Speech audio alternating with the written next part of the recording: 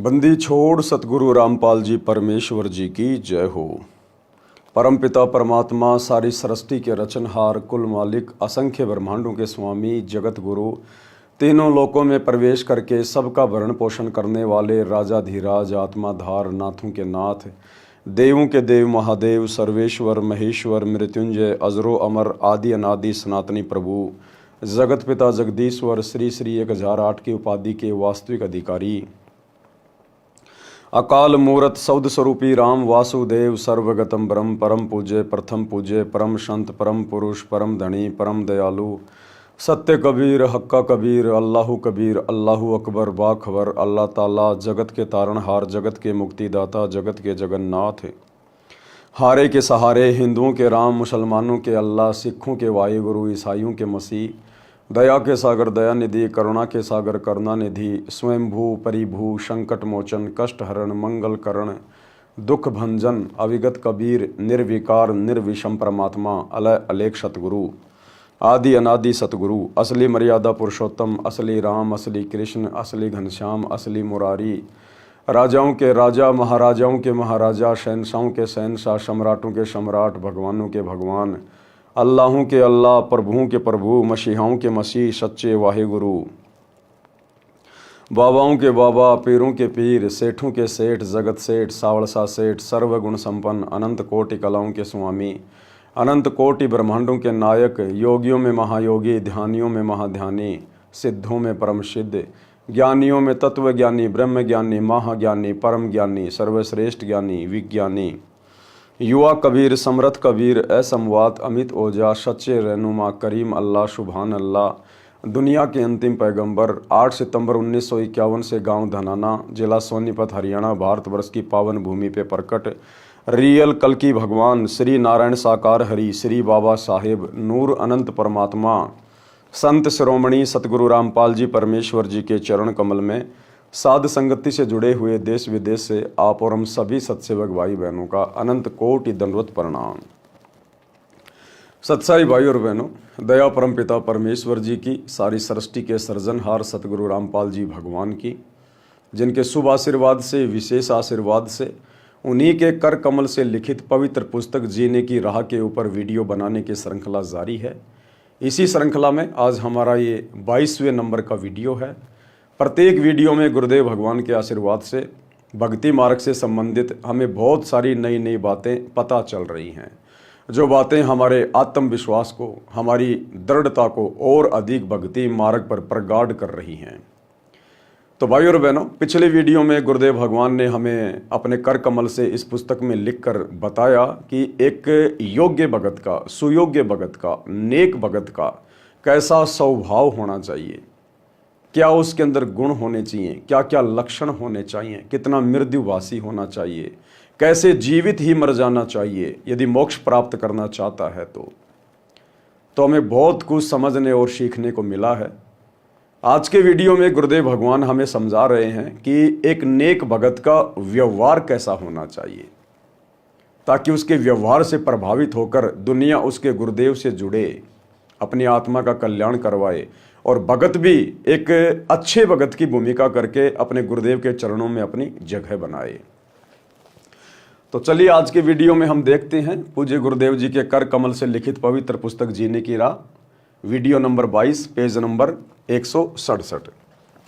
भगत व्यवहार कैसा हो, यानी भगत का आचरण, भगत का व्यवहार कैसा होना चाहिए। निज धन के भागी जेते सगे बंधु परिवार, जैसा जाको भाग है दीजिए धर्म संभार।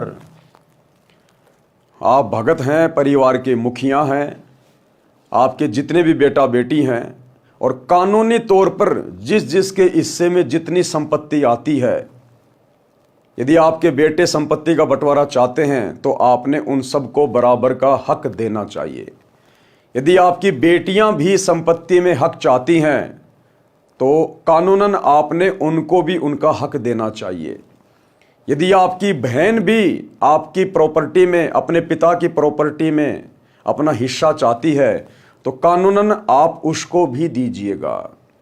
यानी भगत ने संतोष करना चाहिए, सब्र करना चाहिए, जो व्यवस्था परमात्मा ने यहाँ बना रखी है और कानूनन जिन जिन लोगों का संपत्ति में हक होता है, हमने उनका हक मारना नहीं है, लड़ना झगड़ना नहीं है, मनमुटाव नहीं करना है, बैर भाव नहीं रखना है।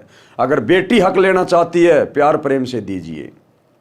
अगर आपकी बहन हक लेना चाहती है, प्यार प्रेम से दीजिएगा, क्योंकि हमारी सबसे बड़ी प्रॉपर्टी परमात्मा का भक्ति धन है। गुरुदेव के चरण, उनकी शरण, ये हमारी सबसे बड़ी प्रॉपर्टी है। ये तो नकली प्रॉपर्टी है, ये ना किसी की हुई ना किसी की होगी। गुरुदेव कहते हैं 1 एकड़ जमीन का टुकड़ा और लाखों लोग रजिस्ट्रियां करवा करवा के मर गए, लेकिन वो जमीन यहीं पड़ी हुई है। तो ये भी परमात्मा की दया से भगत की परीक्षा होती है। यदि आपकी संपत्ति में आपकी बहन हिस्सा मांग रही है, आपकी बेटियां हिस्सा मांग रही हैं, तो परमात्मा भगत की परीक्षा लेता है कि मेरा भगत कहीं दुखी तो नहीं हो रहा है कि बेटी को तो मैंने पढ़ाया लिखाया, नौकरी लगाई, या फिर उसकी मैंने शादी कर दी, इतना खर्चा कर दिया पहले, अब बेटी भी अपना हक मांग रही है। अरे बहन जिसकी कब की शादी हो चुकी है, उसके मन में भी लोभ आ गया, लालच आ गया, वो भी हिस्सा मांग रही है। कानूनन यदि उसका हिस्सा है, वो चाहे 10 साल बाद में मांगे। भगत का दायित्व है, कर्तव्य है कि अपने गुरुदेव पर विश्वास करके जितना उनका हिस्सा है उनको अवश्य प्रदान करे। ये भी हमारी परीक्षा होगी। परमात्मा देखेगा कि इस भगत ने अभी तक इस काल की नकली संपत्ति का मोह त्यागा है या नहीं त्यागा है। तो ये हमारी परीक्षा होती है। और वैसे भी कानूनन जिसका अधिकार है, भगत ने मारना नहीं चाहिए, वरना परमात्मा का दोषी बनेगा। परमेश्वर कबीर जी ने कहा है कि संपत्ति के जितने भी भाग के कानूनी अधिकारी हैं, उनको पूरा पूरा भाग देना चाहिए। अपने धर्म कर्म को ध्यान में रखकर, यानी भगत को चाहिए कि जिसका जितना हिस्सा बनता है, परमात्मा से डरकर पूरा पूरा बांट दे। 1 इंच जमीन की भी गफलत ना करे भगत। इतनी भी धोखाधड़ी अगर कर दी तो अंतर्यामी गुरुदेव से छुपा नहीं पाओगे। मन में भी कोई दोष नहीं रखना है, क्योंकि हमने तो यहां से पीछा छुटवाना है, सतलोक में जाना है। इसलिए जिसका जितना कानूनी हिस्सा बनता है, भगत ने बिल्कुल न्याय करना है। धर्म बोध पृष्ठ 184 का सारांश। कबीर खाट पड़े तब झकई, नैनन आवे नीर, यतन तब कछु बने नहीं, तनु व्याप मृत्यु पीर। भावार्थ, बूढ़ा होकर या रोगी होकर जब मानव चारपाई पर पड़ा होता है और आंखों में आंसू बह रहे होते हैं, उस समय कोई बचाव नहीं हो सकता। मृत्यु के समय होने वाली पीड़ा हो रही होती है। कहते हैं कि जो भक्ति नहीं करते उनका अंत समय महाकष्टदायक होता है। उसके प्राण सरलता से नहीं निकलते। उसको इतनी पीड़ा होती है जैसे 1 लाख बिच्छुओं ने डंक लगा दिया हो। क्या कह रहे हैं गुरुदेव भगवान? अंतर्यामी परमात्मा, सारे विधि विधान से परिचित परमात्मा, जो भक्तिहीन प्राणी होता है, भक्तिहीन, वो चाहे कितना ही शुभ कर्म करे, कितना ही अच्छा आदमी हो, कितना ही बुरा आदमी हो, गरीब हो या निर्धन हो, अंत जब उसका समय आता है, यम के दूत आते हैं, तो कहते हैं शरीर छोड़ते समय उसको इतनी पीड़ा होती है जैसे 1 लाख बिच्छू एक साथ डंक मार रहे हों। इतनी पीड़ा होती है मृत्यु के समय में भक्तिहीन प्राणी की। और जो भक्ति करते हैं, मर्यादा में रहते हैं, भक्ति केवल एक ही है वर्तमान में जो मोक्ष दिला सकती है, हर प्रकार की पीड़ाओं से मुक्ति दिला सकती है। सतगुरु रामपाल जी परमेश्वर जी की शास्त्र अनुकूल यथार्थ सत भक्ति जो आप और हम कर रहे हैं। तो कहते हैं सतगुरु से उपदेश लेने के बाद जो सत भक्ति करेगा, मर्यादा में रहेगा, उस आत्मा को अंत समय में इन पीड़ाओं का सामना नहीं करना पड़ेगा। जैसे आम पक जाने के बाद जरा से हवा के झोंके से पेड़ से टूट के नीचे गिर जाता है, इसी प्रकार भगत को पता भी नहीं चलेगा मेरा शरीर कब छूट गया। जब भगत चाहेगा कि गुरुदेव आपका दास तैयार है, ले चलिए सतलोक, मालिक ले चलिए, उस समय भगत का शरीर छूटेगा। पता भी नहीं चलेगा भगत को कि मेरा शरीर छूट गया। सतलोक जाने के बाद पता चलेगा मैं तो सतलोक में आ गया। ये है इस सत भक्ति का प्रतिफल। परमात्मा ऋणचक भी दुख अपनी आत्मा को अंत समय में नहीं होने देगा। इसलिए हम भक्तों ने परमात्मा की प्रत्येक आज्ञा में रहते हुए और एक नेक व्यक्ति वाला आचरण करते हुए यहाँ अपना जीवन यापन करना है। किसी की संपत्ति में से हमने कोई भाग नहीं रखना है, बिल्कुल भी। और यदि आप उपदेशी हैं, आपकी शादी हो चुकी है, आप एक बेटी हैं या किसी की बहन हैं, तो आपने अपने पिता की संपत्ति में से किसी भी प्रकार से कोई अधिकार नहीं लेना है, क्योंकि आपके पिता ने अपनी जिम्मेदारी पूरी कर दी, आपकी रमेणी कर दी या आपकी शादी कर दी, आप अपने ससुराल में आ गई हैं। और यदि आपने उपदेश ले लिया है तो आपका भाई या आपका पिता चाहे अपने बच्चों को किसी प्रकार से संपत्ति बांट रहा है, उन बहनों ने बीच में जाके दखल नहीं देना चाहिए। उन बेटियों ने जाकर, जो उपदेशी हैं, उन्होंने अपने पिता से संपत्ति नहीं मांगनी चाहिए। हमने एक नेक और अच्छी आत्मा का किरदार निभाना है। हमने पिता की संपत्ति में अधिकार नहीं चाहिए। यदि आप बेटी हैं तो, यदि आप बहन हैं तो आपने अपने भाई की संपत्ति में अधिकार नहीं मांगना चाहिए। हालांकि आपका कानून अधिकार है, लेकिन इस प्रकार के अधिकार ज्यादातर वो माता बहनें मांगती हैं जिनकी नीयत खराब होती है, जिसका पति, जिसका ससुर उसको उस संपत्ति में हिस्से के लिए उकसाता है। वो लोभी लालची व्यक्ति उसके कर्म फुड़वाते हैं। तो ऐसी गंदी नीयत की माता बहनें ही अक्सर अपने भाई की संपत्ति में या अपने पिता की संपत्ति में हिस्सा मांगती हैं। यदि आप उपदेशी हैं, सतगुरु रामपाल जी की शिष्या हैं, तो आप माता बहनों ने यह गलती भूलकर भी नहीं करनी है। कहते हैं जो भक्ति नहीं करते उनका अंत समय इतना महाकष्टदायक होता है, उनके प्राण सरलता से नहीं निकलते। उसको इतनी पीड़ा होती है जैसे 1 लाख बिच्छू ने डंक लगा दिया हो। उस समय यम के दूत उसका गला बंद कर देते हैं। व्यक्ति न बोल सकता है, न पूरा श्वास ले पाता है, केवल आंखों से आंसू निकल रहे होते हैं। परिवार वालों को नहीं पता, परिवार वाले सोच रहे हैं तो शांति से पड़ा हुआ है, आराम से प्राण निकल गए। कहते हैं ना कि उसके तो बैठे बैठे के आराम से प्राण निकल गए। आराम से नहीं निकले, उसका शरीर यम के दूतों ने निष्क्रिय कर दिया। अंदर ही अंदर वो कितना रो रहा है, चिल्ला रहा है, उसकी श्वासें घुट रही है, दम घुट रहा है, वो पीड़ाओं को सहन कर रहा है। केवल आंखों से आंसू निकल रहे होते हैं। इसलिए भक्ति तथा शुभ कर्म जो ऊपर बताए हैं मानव को अवश्य करने चाहिए। और ये भक्ति तथा शुभ कर्म भाई सतगुरु रामपाल जी के शरण में आके ही हो सकते हैं। कबीर देखे जब यमदूतन को इत उत जीव लुकाए, महाभयंकर भेष लखी भयभीत हो जाए। अंत समय में भक्तिहीन प्राणी जो भक्ति नहीं करते, यम के दूतों को देखकर इधर उधर भागने का, छुपने का प्रयास करते हैं, लेकिन वो महाभयंकर शरीरों वाले, महाभयंकर वेशभूषा वाले, ऊपर भालू का मुंह है, लंबे लंबे दांत हैं, सींग हैं, नीचे शरीर इंसान के जैसा है, किसी का भेड़िए जैसा मुंह है, लंबे लंबे दांत हैं, उनके हाथों में भयंकर भयंकर हथियार हैं। कहते हैं उनको देख के फिर जीव बुरी तरह से भयभीत हो जाता है।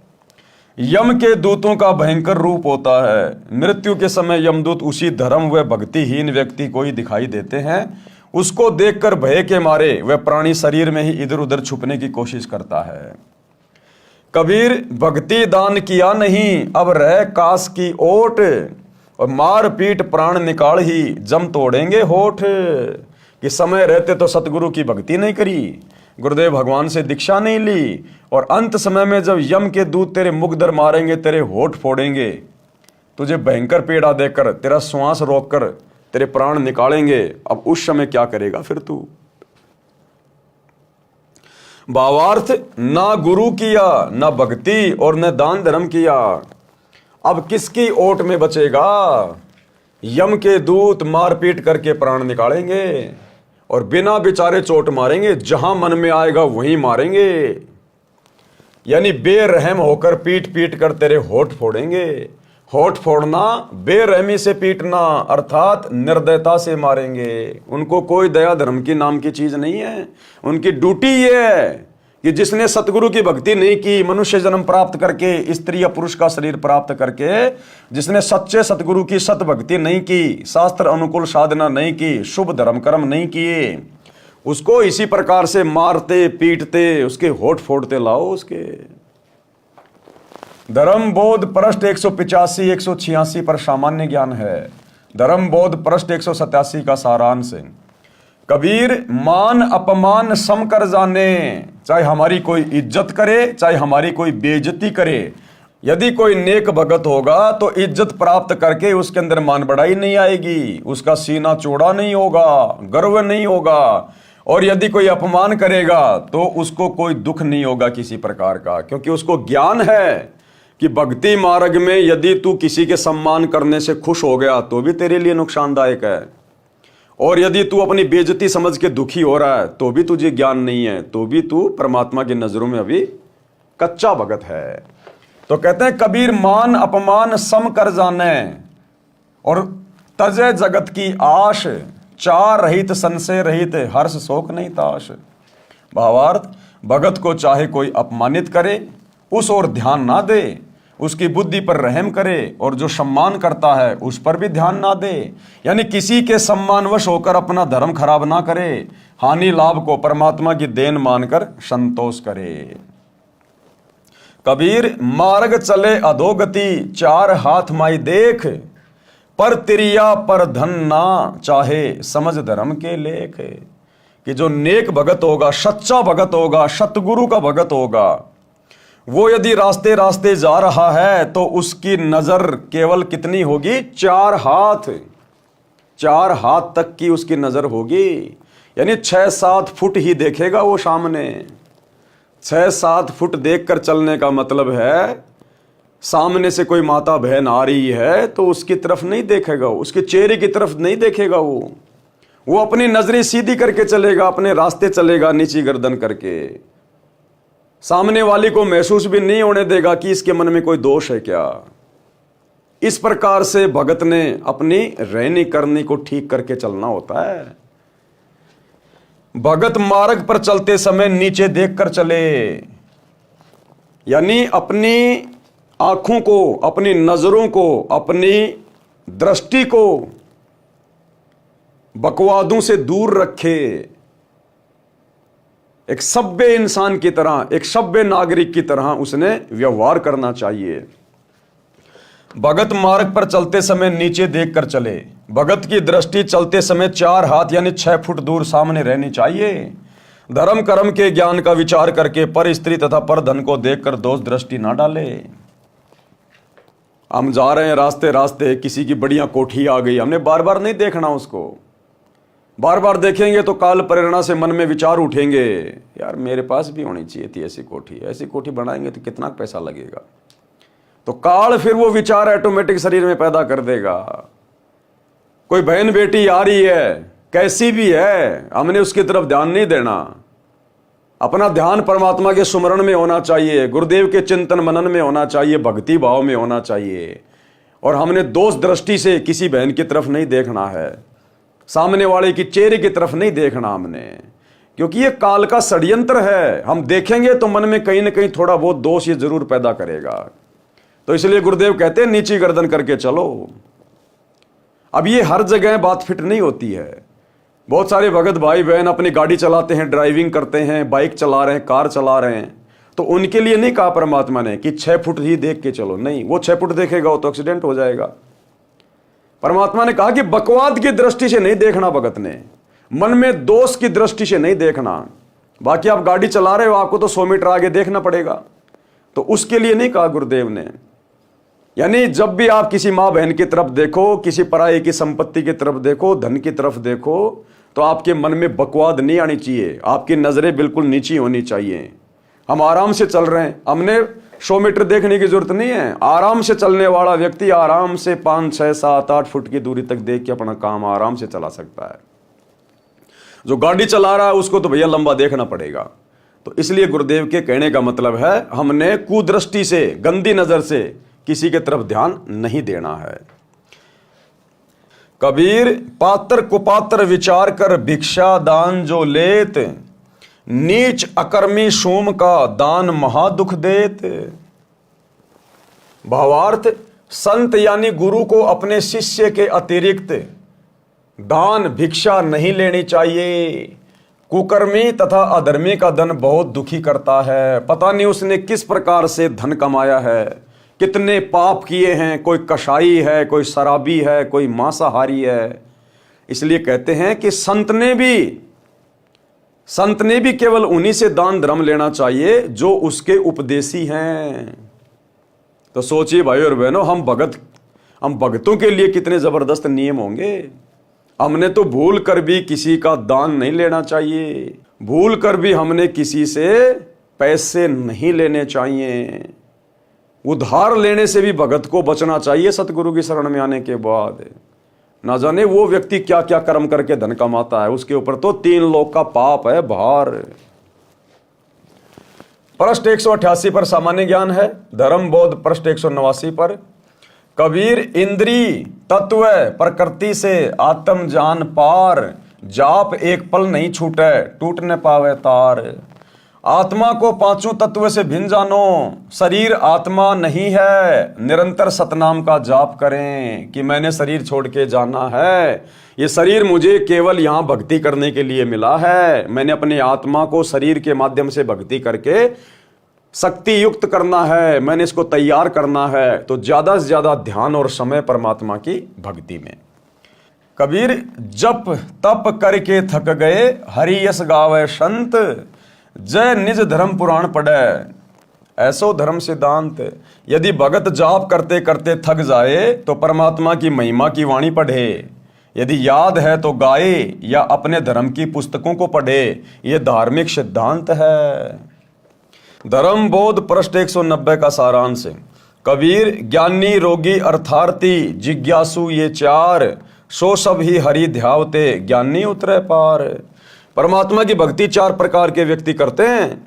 नंबर 1 ज्ञानी कौन होता है? ज्ञानी को विश्वास हो जाता है कि मानव जीवन केवल परमात्मा की भक्ति करके जीव का कल्याण कराने के लिए प्राप्त होता है। उसको यह भी समझ होती है कि केवल एक पूर्ण परमात्मा की भक्ति से मोक्ष होगा, अन्य देवी देवताओं की भक्ति से जन्म मरण का कलेश नहीं कटेगा।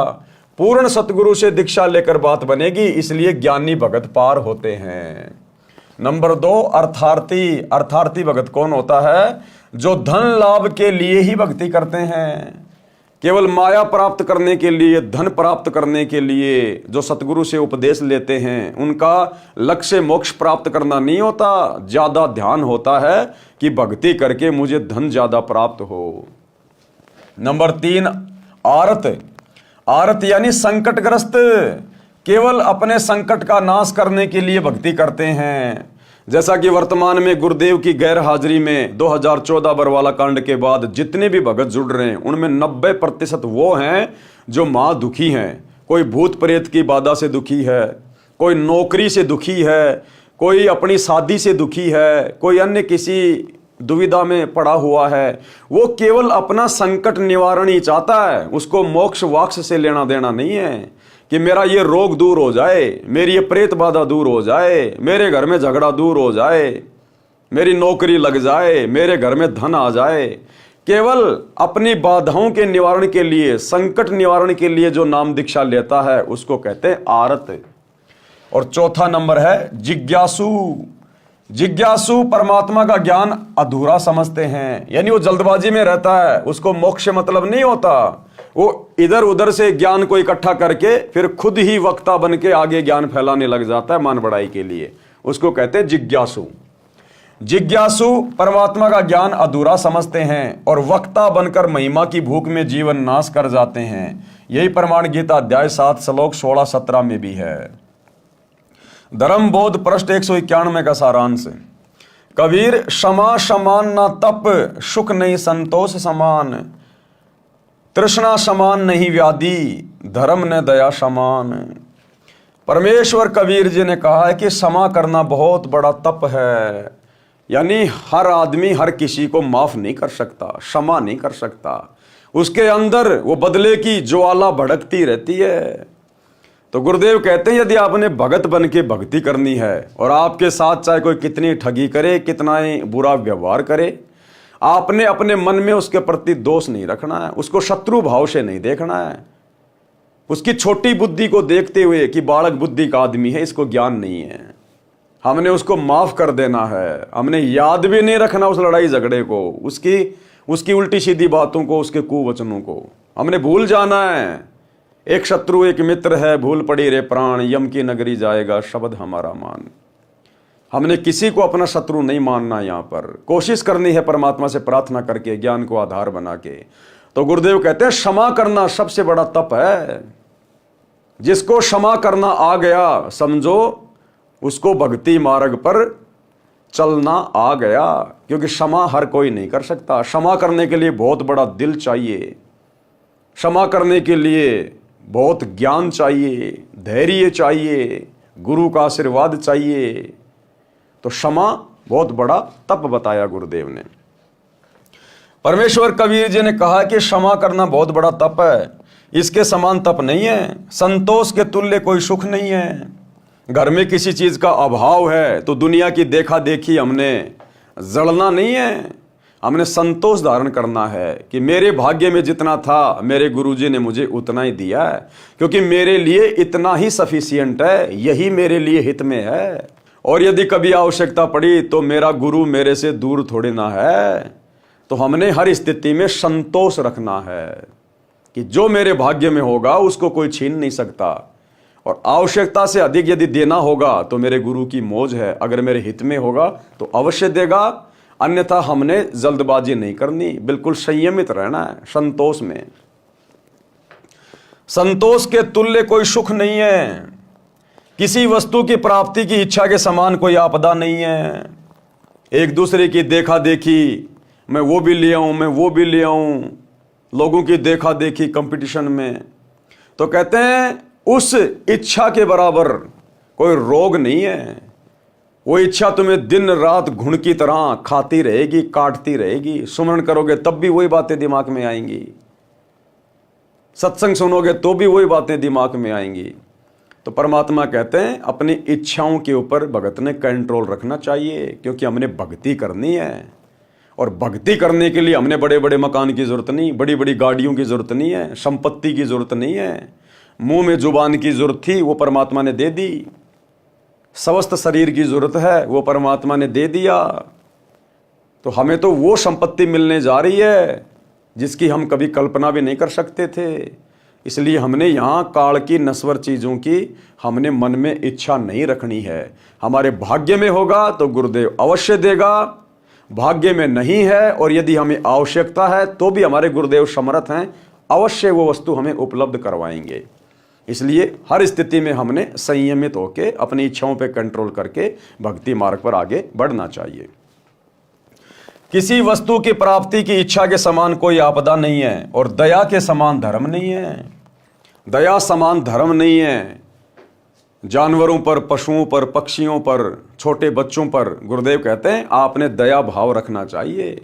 सबके अंदर परमात्मा की आत्मा है, जो अपने से और के एक के पीठ पिछान और भूखियां भोजन देत पहुंचेंगे परिवान। हमने सबके ऊपर दया भाव रखना है। कबीर योग के अंग 5 हैं। योग मानी भक्ति, भक्ति के 5 अंग हैं। संयम, मनन, एकांत, विषय त्याग, नाम रटन, होए मोक्ष निश्चिंत। ये 5 अंग हैं। यदि भगत ने मोक्ष प्राप्त करना है तो देखो भाई और बहनों, ये पुस्तकें बहुत सांकेतिक हैं, गूढ़ ज्ञान युक्त हैं। ये जीने की राह पुस्तक केवल अब ढंग से पढ़ाई जा रही है। अभी तक सतगुरु रामपाल जी के किसी भी भगत ने इस जीने की राह पुस्तक को अपने जीवन में धारण करने के लिए नहीं पढ़ा। हो सकता है किसी ने इसको पूरा भी नहीं पढ़ा होगा, 10, 15, 20, 25 पेज पढ़ के साइड में रख दिया होगा, क्योंकि ये ऐसे समझ में नहीं आएगी जब तक परमात्मा की दया नहीं होगी, ठीक का समय नहीं आएगा। तो अब ठीक का समय आ रहा है। पिछले 6-7 महीने से परमात्मा ने दास को इसी सेवा में लगा रखा है। ये पुस्तक भगत भाई बहन दिन रात बांटते रहते हैं, 20 रुपए में जीने की राह, 20 रुपए में जीने की राह, लेकिन खुद भगत भाई बहन इन पुस्तकों को नहीं पढ़ते और पढ़ेंगे तो उनके समझ में नहीं आएगी। वो गुरुदेव के कर कमल से लिखित शब्दों के पीछे के भाव को पकड़ नहीं पाएंगे, समझ नहीं पाएंगे। तो गुरुदेव ने साध संगति पे दया बख्शी है। अब देखो ये कितनी अनमोल पुस्तक है। लगभग 22 वीडियो, आज हमारा 22वां वीडियो है। अब बताइए प्रत्येक वीडियो में कितनी गहरी गहरी बातें हमें समझने को मिल रही हैं। हमारे अंदर कितना परिवर्तन आ रहा है।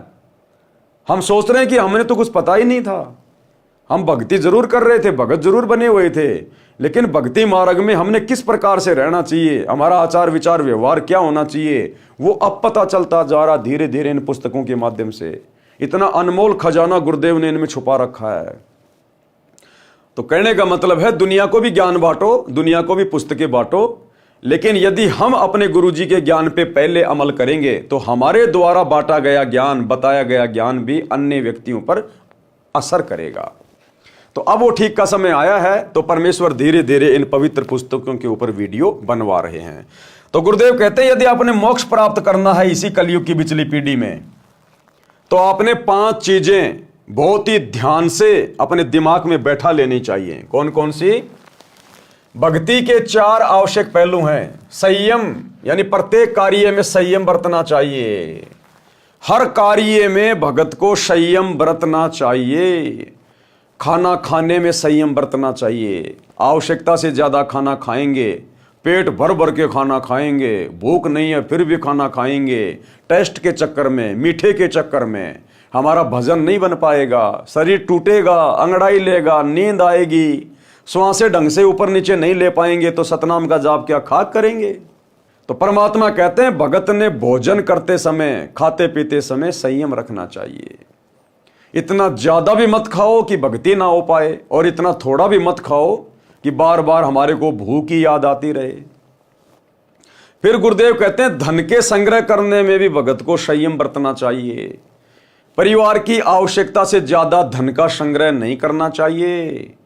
अगर आवश्यकता से ज्यादा धन संग्रह हो रहा है तो वो हमारे लिए नुकसानदायक है। गुरुदेव कहते हैं नौका में पानी भर जा और घर में बढ़ जा दाम, दोनों हाथ उलटियो यो शाणु काम। जिस प्रकार आप समुद्र में यात्रा कर रहे हैं और यदि आपकी जहाज में, आपकी नौका में अगर पानी भर गया, छेद हो गया, तो कहते हैं अगर जान बचानी है तो पानी को फटाफट फटाफट किसी भी पात्र से या अपने हाथों से पानी को बाहर फेंक, नहीं तो जहाज डूबेगी, तू भी डूबेगा।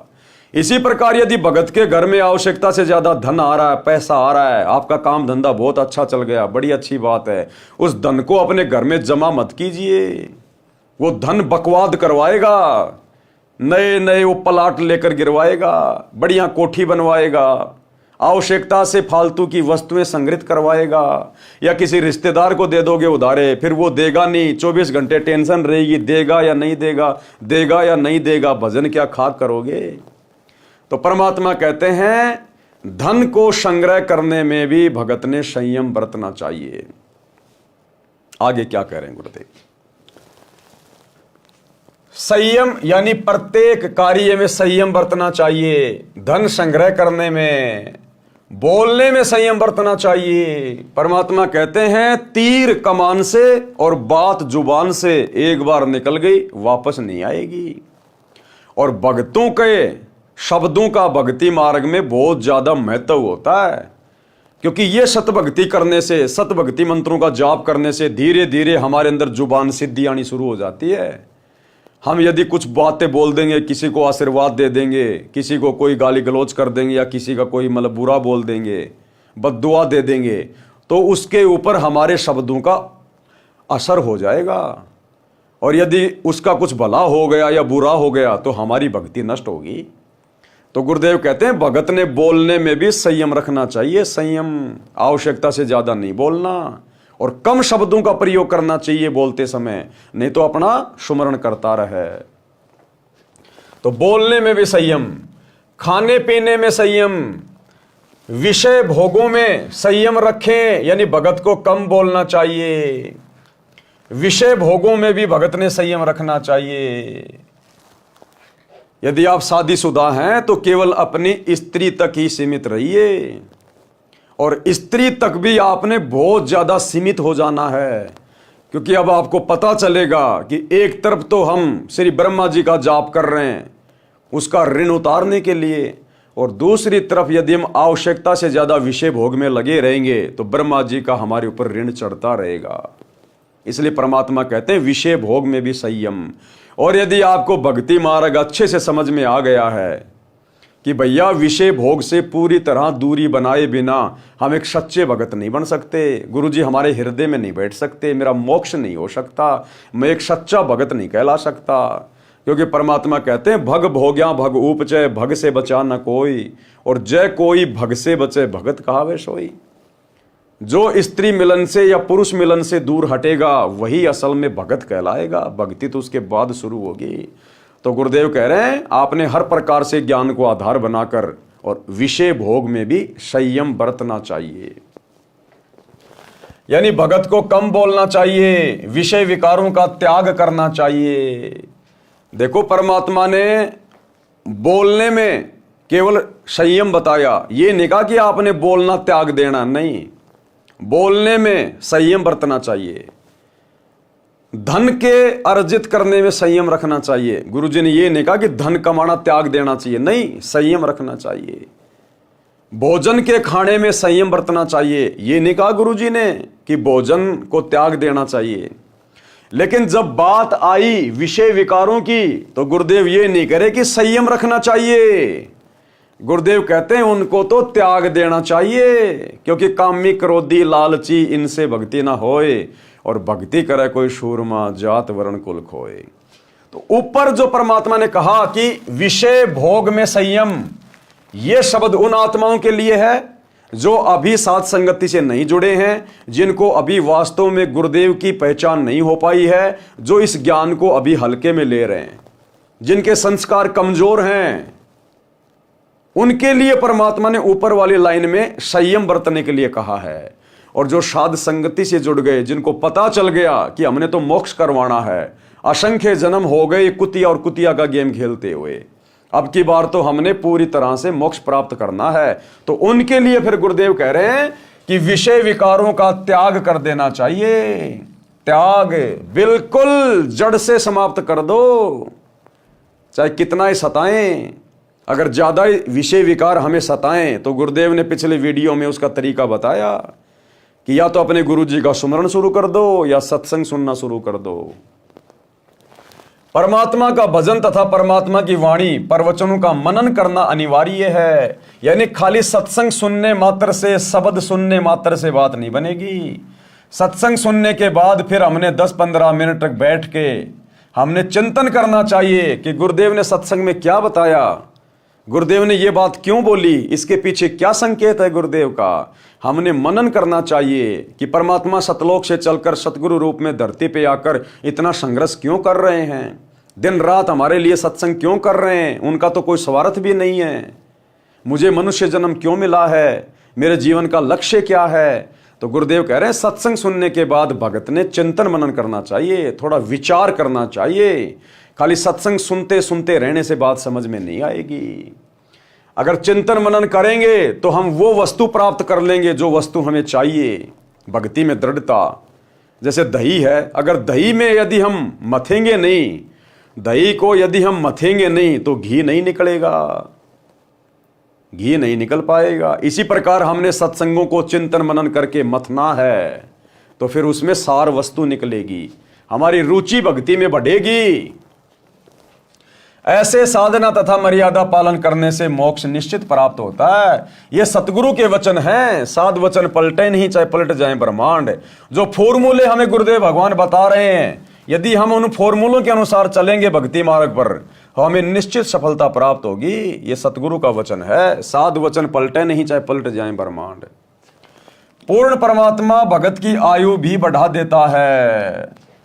ऋग्वेद मंडल 10 सूक्त 161 मंत्र 2 में कहा है कि पूर्ण प्रभु अपने भगत का रोग समाप्त कर देता है।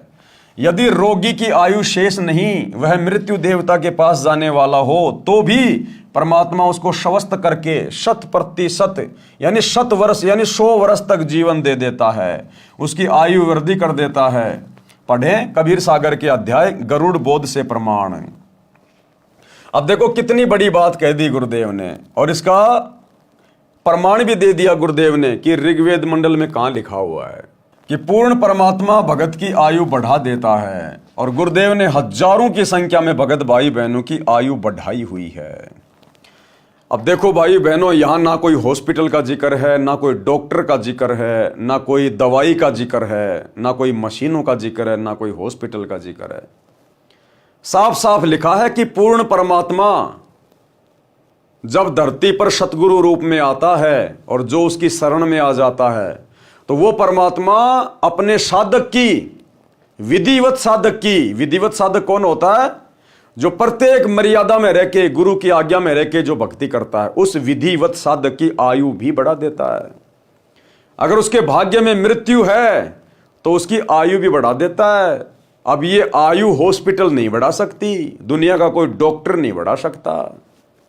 और यदि भगत को कैसा भी रोग हो गया हो, परमात्मा उसके रोग को भी अपने सत भक्ति मंत्रों से, अपने आशीर्वाद से समाप्त कर देता है। गुरुदेव को अपने भक्तों का रोग ठीक करने के लिए हॉस्पिटल की जरूरत नहीं पड़ती, ऑपरेशन करने की जरूरत नहीं पड़ती, मेडिसिन की जरूरत नहीं पड़ती। तो सोचिए, वर्तमान में गुरुदेव की गैर हाजिरी में सतलोक आश्रम धनाना में जो 3 एकड़ जमीन में 3 मंजिला हॉस्पिटल का कार्य शुरू कर दिया गया है, क्या यह हमारे गुरुदेव भगवान के भक्ति विधान के अनुसार है? अगर हम भक्ति करेंगे तो परमात्मा क्या नहीं करेगा? फिर हॉस्पिटल की आवश्यकता कहां है? और यदि हॉस्पिटल की भी जरूरत पड़ जाए भगत को, तो दुनिया भर में लाखों हॉस्पिटल हैं, वहां जाके एडमिट होइए, अपना इलाज करवाइए, अपने गुरुजी से प्रार्थना करिए और साथ में अपनी भक्ति भी करते रहिए, परमात्मा दया करेंगे। आश्रमों में हॉस्पिटल खोलने का तो कोई मतलब ही नहीं बनता, कोई विधान ही नहीं बनता। ये टोटल काल प्रेरणा है, परमात्मा के विधान के खिलाफ है। अरे भक्ति में दृढ़ता लेके आओ ना, अपने गुरुजी पे विश्वास करना सीखो ना।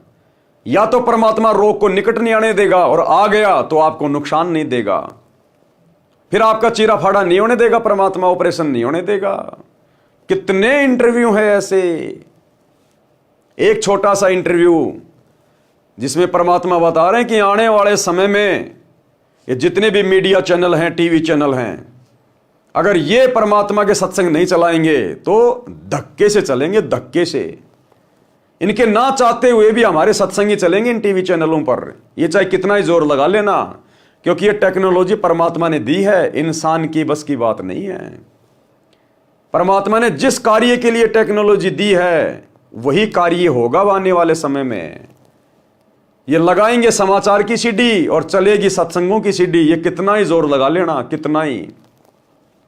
तो ऐसे ही गुरुदेव भगवान एक सत्संग का जिक्र कर रहे हैं। महाराष्ट्र के 2-3 भगत सामने खड़े हैं और गुरुदेव कह रहे हैं कि इन भक्तों ने अपने घर पर परमात्मा का नित्य नियम करने के लिए सीडी के अंदर सीडी लगाई, जो डीवीडी जो प्लेयर आता है उसमें सीडी लगाई नित्य नियम के लिए।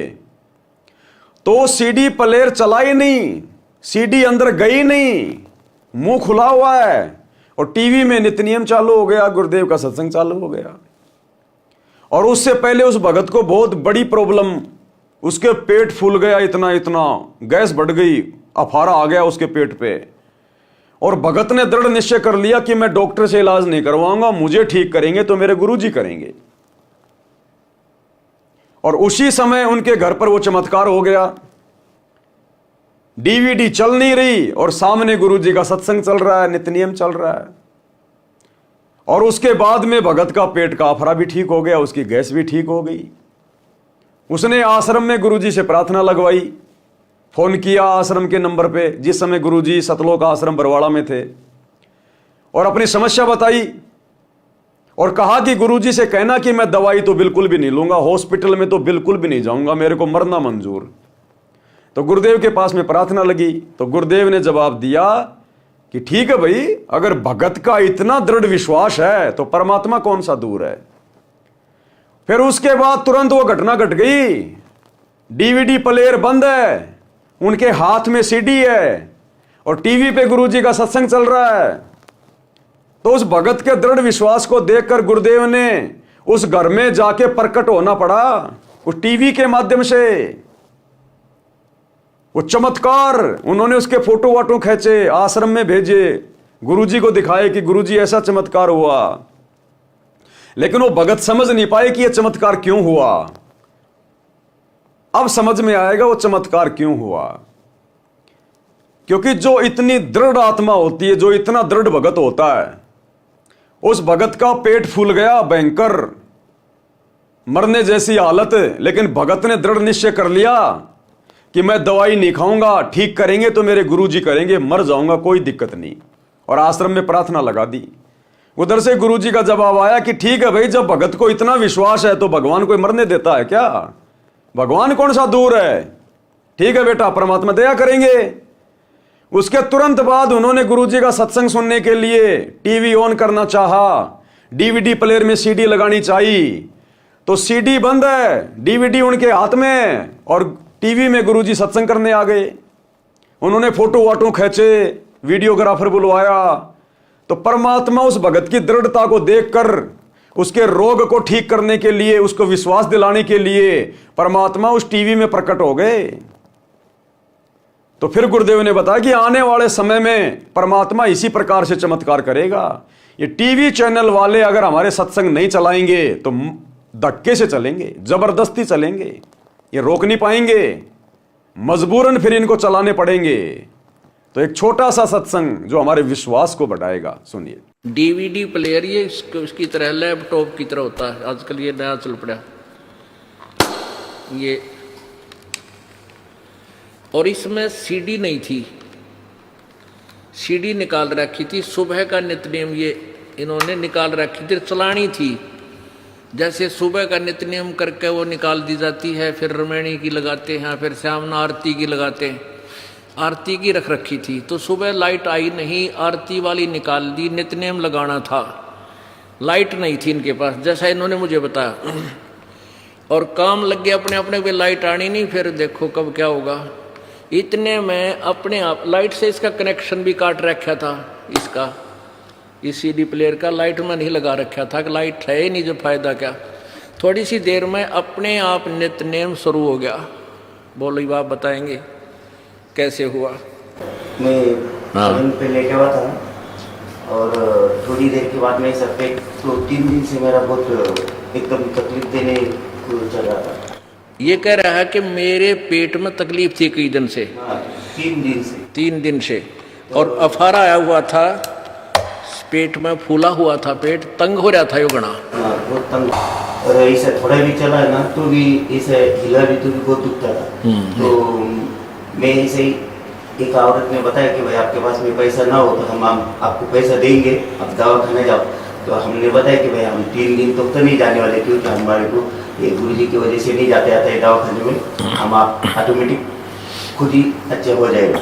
तो बोले नहीं, बोले पैसा ले लो। बोले तो उसने 200 रुपये दिया तो हम रख लिया, हमारे पास में तो पैसा था ही, लेकिन हमारे को दवाखाना नहीं जाने का था। अभी सीढ़ी चालू होने की वजह से फिर हम क्या कि इधर फोन लगा दिए गुरुजी के पास में।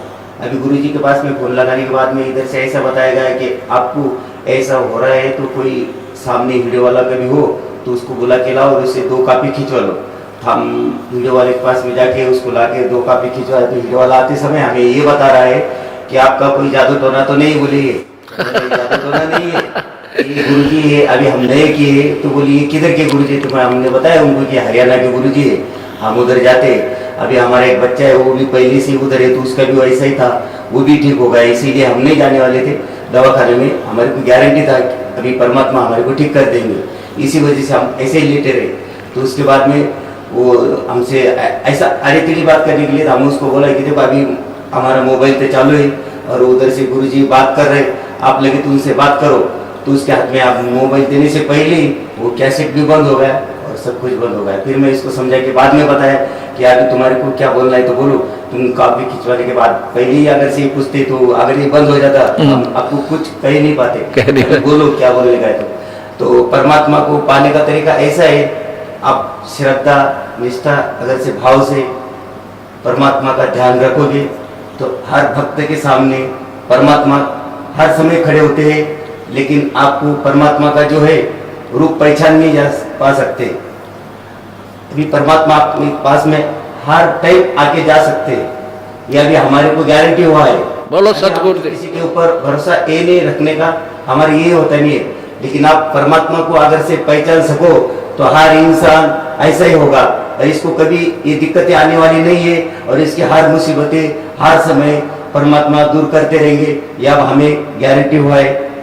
बोलो सतगुरुदेव सत साहिब। इसका कहने का भाव ये है, इसके पेट में तकलीफ थी, कई दिन से चल रहा था और औषधि ये नहीं लेना चाहता था कि वे गुरुजी ठीक करेंगे। इन्हें फ़ोन किया था, अब भक्तों से यहाँ संपर्क हुआ तो पूछ लेते हैं भी ऐसे ऐसे उनको तकलीफ़ है कि वो कह रहा है दवाई तो मैं लूँगा नहीं, गुरुजी ना ब्योंत है गो दवाई लेने का। तो हम कह देते हैं भाई विश्वास रख भगवान पर, जब इतना विश्वास है तो प्रभु कौन सा दूर है। तो उसी समय इन्होंने, ये लेटा हुआ था, लाइट थी नहीं, नित्यनेम चलाते थे ये लाइट से, तो अपने आप वो यो चल पड़ा, रखा मेज पे न्यू का न्यू, ऐसे ऐसे था ये, अपने आप चल पड़ा। तो ये भाग कर वहाँ से, ये जहाँ रह रहे हैं वहाँ से काफ़ी दूर, कितनी दूर था वो कैमरे वाला? कम से कम आधा किलोमीटर दूर गए। उस कैमरे वाले को बुला के लाए कि तुम फोटो खींचो। तो उसने भी आकर देखा कि बगैर लाइट के और बगैर सीडी के, और ये बोल रहा है, चित्र भी चल रहा है उसमें, चित्र चल रहा था इसमें, वो नो का नो एज इट इज, जो सीडी वाला, सीडी में जो नित्यनेम में जो दास का चित्र आता है वो नो का नो सारा चल रहा है, सीडी इसमें है नहीं। वो कैमरे वाला भी नो कहे तुमने कोई जादू जंत्र तो नहीं कर रखा है इसमें। वो फोटो खींचने वाला कैमरे वाला ने कहा तुमने कोई जादू जंत्र तो नहीं कर रखा है, ये अपने आप बोल रहा है, सीडी नहीं है, पिक्चर चल रहा है। तो उसके तुरंत बाद इसका वो पेट का अफारा गड़बड़ वो भी ठीक हो गया, कति स्वस्थ हो गया। ये परसों आए हैं परमात्मा के दरबार में। बोलो सतगुरुदेव। ये किस दिन की बात है? तो ये अभी हमारे उसके 8 दिन पहले की बात। हाँ, अभी 7-8 दिन पहले की बात है, यानी आज 10 दिन पहले की बात है इनके साथ ये घटना घटी। पुण्यात्माओं, कहने का तात्पर्य ये है हमारा कि परमात्मा अपने बच्चों को इतना विश्वास दिला देता है कि मैं जो चाहे सो कर सकता हूँ। ऐसे ही परमात्मा से को प्राप्त ये पुण्यात्मा आदरणीय गरीबदास जी कहते हैं, सतगुरु जो चाहे सो कर ही, 14 कोट दूत जम डर ही, ऊत भूत जम त्रास निवारे, और चित्रगुप्त के कागज पाड़े। बोलो सतगुरुदेव की जय। तो भाई और बहनों, इस प्रकार से जो आत्मा अपने गुरु पर, अपने परमात्मा पर दृढ़ विश्वास करके भक्ति मार्ग पर चलती है, तो परमात्मा फिर उन आत्माओं से दूर नहीं है। तो गुरुदेव भगवान कह रहे हैं कि परमात्मा अपने भगत की आयु भी बढ़ा देता है। अगर भगत की मृत्यु होनी हो, परमात्मा 100 साल की उम्र प्रदान कर देगा, 100 साल की उम्र, चाहे कैसा ही रोग हो, गुरुदेव उसको स्वस्थ कर देगा, स्वस्थ। तो बताओ फिर ये आश्रमों में हॉस्पिटल खोलने का आदेश क्या हमारे गुरुदेव भगवान देंगे? कभी नहीं। तो उसके लिए गुरुदेव हमें एक कथा सुना रहे हैं, गरुड़ जी की कथा, कि किस प्रकार से परमात्मा ने भगत की उम्र बढ़ाई। अध्याय गरुड़ बोध का सारांश। देखो भाई और बहनों, हम पहले भी इसको पढ़ चुके हैं कबीर सागर के सरलार्थ में, बहुत सी बार गुरुदेव ने भी अपने सत्संगों में जिक्र किया है। लेकिन ये कथाएं हैं, सत्य कथा है, ये अमर कथा है, और हमारे गुरुदेव के मुख कमल से उच्चारित हैं, उनके हाथों से लिखी हुई हैं। तो इन कथाओं को हम जितना पढ़ेंगे, जितनी बार भी पढ़ेंगे, सुनेंगे, तो हम पुण्य के भागी होते चले जाते हैं, क्योंकि ये सत्य शब्द हैं, अमर शब्द हैं, परमात्मा के हाथों से लिखे हुए शब्द हैं। तो इससे हमारे को पुण्य प्राप्ति होती है, हमारे शुभ संस्कार बनते हैं। अध्याय गरुड़ बोध का सारांश। कबीर सागर में 11वां अध्याय गरुड़ बोध पृष्ठ 65-625 पर है। परमेश्वर कबीर जी ने धर्मदास जी को बताया कि मैंने विष्णु जी के वाहन पक्षी राज गरुड़ जी को उपदेश दिया। किसने? कबीर परमात्मा सतगुरु रामपाल जी ने 650 साल पहले धर्मदास जी को बताया कि धर्मदास, एक समय मैं श्री विष्णु जी के वाहन गरुड़ जी के पास गया और उनको भी उपदेश दिया था। उसको सृष्टि रचना सुनाई। आज भी हमें गुरु जी सबसे पहले सृष्टि रचनाएं सुनाते हैं। उसको सृष्टि रचना सुनाई। अमर लोक की कथा, सत्य पुरुष की महिमा सुनकर गरुड़ देव अचंभित हुआ, जैसे आप और हम अचंभित हुए कि ऐसा निर्मल ज्ञान, ऐसा अमर ज्ञान आज तक हमने कभी स्वप्न में भी नहीं सुना था। अपने कानों पर विश्वास नहीं कर रहे थे, मन मन में विचार कर रहे थे कि मैं आज यह क्या सुन रहा हूं। मैं कोई स्वप्न तो नहीं देख रहा हूं, मैं किसी अन्य देश में तो नहीं चला गया हूं। जो देश और परमात्मा मैंने सुना है वह जैसे मेरे सामने चलचित्र रूप में चल रहा है। यानी जैसे जैसे गुरुदेव भगवान गरुड़ जी को कथा सुना रहे थे तो गरुड़ के मन में कल्पनाएं बन रही थी कि ऐसा सतलोक है, ऐसे मकान है, ऐसे विमान है, इतने सुख हैं। तो साथ में गरुड़ जी कल्पना करते जा रहे थे। जब गरुड़ देव इन ख्यालों में खोए थे तब मैंने कहा, किसने? कबीर परमेश्वर सतगुरु रामपाल जी भगवान ने। देखो यहां क्या लिखा हुआ है, तब मैंने कहा। लिखने वाले कौन हैं? सतगुरु रामपाल जी। तो संकेत करते हैं परमात्मा। तब मैंने कहा, हे पक्षीराज, क्या मेरी बातों को झूठ माना है? चुप हो गए हो? प्रसन्न करो। यदि कोई शंका है तो समाधान कराओ। यदि आपको मेरी वाणी से दुख हुआ है तो क्षमा करो। मेरे इन वचनों को सुनकर खगेश यानी पक्षीराज गरुड़ की आंखें भर आई और बोले कि हे देव, आप कौन हैं? क्या बोला गरुड़ कबीर परमात्मा से कि आप कौन हैं?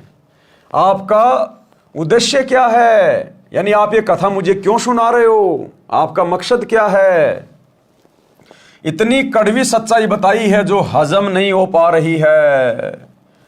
भाई और बहनों, इसलिए गुरुदेव कहते हैं कि तुम विशेष आत्मा हो, तुम्हारे समान तो ब्रह्मा विष्णु महेश भी नहीं है। आप और हमारे लिए कहते हैं गुरुदेव, क्योंकि जो अधिकारी आत्मा होती है वो आत्मा गुरुदेव से कड़वी सच्चाई सुनकर, ये अमर ज्ञान सुनकर, ऐसा नहीं है कि वो हजम नहीं कर पाएगी, फर्क ही नहीं पड़ेगा उस भगत को, और एक क्षण में सारी मर्यादा तोड़ देगा समाज की, तिनके की तरह तोड़ के फेंक देगा। जो अधिकारी भगत होता है उसको ऐसा नहीं लगेगा कि ऐसी बातें क्यों बोल रहे हैं, देवी देवताओं का अपमान क्यों कर रहे हैं, हमारे हिंदू धर्म की तोहिन क्यों कर रहे हैं, कबीर कौन सा भगवान हो गया, ब्रह्मा विष्णु महेश को छोटा बता रहा है। इस प्रकार के सवाल जवाब वही आत्मा करेगी, उसी के मन में ये उठक पटक आती है जो आत्मा पिछले संस्कारों से कमजोर होती है। अन्यथा गुरुदेव ने बताया, ज्ञानकार गाम का तो चमका सा होता है। जो परमात्मा की युगों युगों से भक्ति करती हुई आ रही आत्मा होती है ना, जो पूर्णतः मोक्ष की अधिकारी होती है, वो आत्मा ज्यादा सवाल जवाब नहीं करती। वो तो उन सत्संगों को सुनकर ऐसा समझेगी कि जैसे मैंने पहले सुन रखा है, आज किसी ने मेरी धूल हटा दी है, वो जाड़ा हटा दिया है। जो अज्ञान का जाड़ा, अज्ञान की धूल मेरे दिमाग में पड़ी हुई थी, उसको तो तुरंत स्वीकार हो जाएगा कि जो संत जी कह रहे हैं बिल्कुल सत्य है। कोई सवाल जवाब नहीं, कोई मन में दोष नहीं, तुरंत नाम दीक्षा लेगा और अपनी भक्ति करेगा। लेकिन गरुड़ जी को थोड़ा सा अटपटा लगा कि इतनी कड़वी सच्चाई बताई है जो हजम नहीं हो पा रही है। जो आपने अमरलोक में अमर परमेश्वर बताया है, यदि ये सत्य है तो हमें धोखे में रखा गया है। यदि ये बात असत्य है तो आप निंदा के पात्र हैं, अपराधी हैं। यदि सत्य है तो गरुड़ आपका दास खास है, और यदि ये बात सत्य है तो ये गरुड़ विष्णु का वाहन आज ही आपका दास बनने को तैयार है।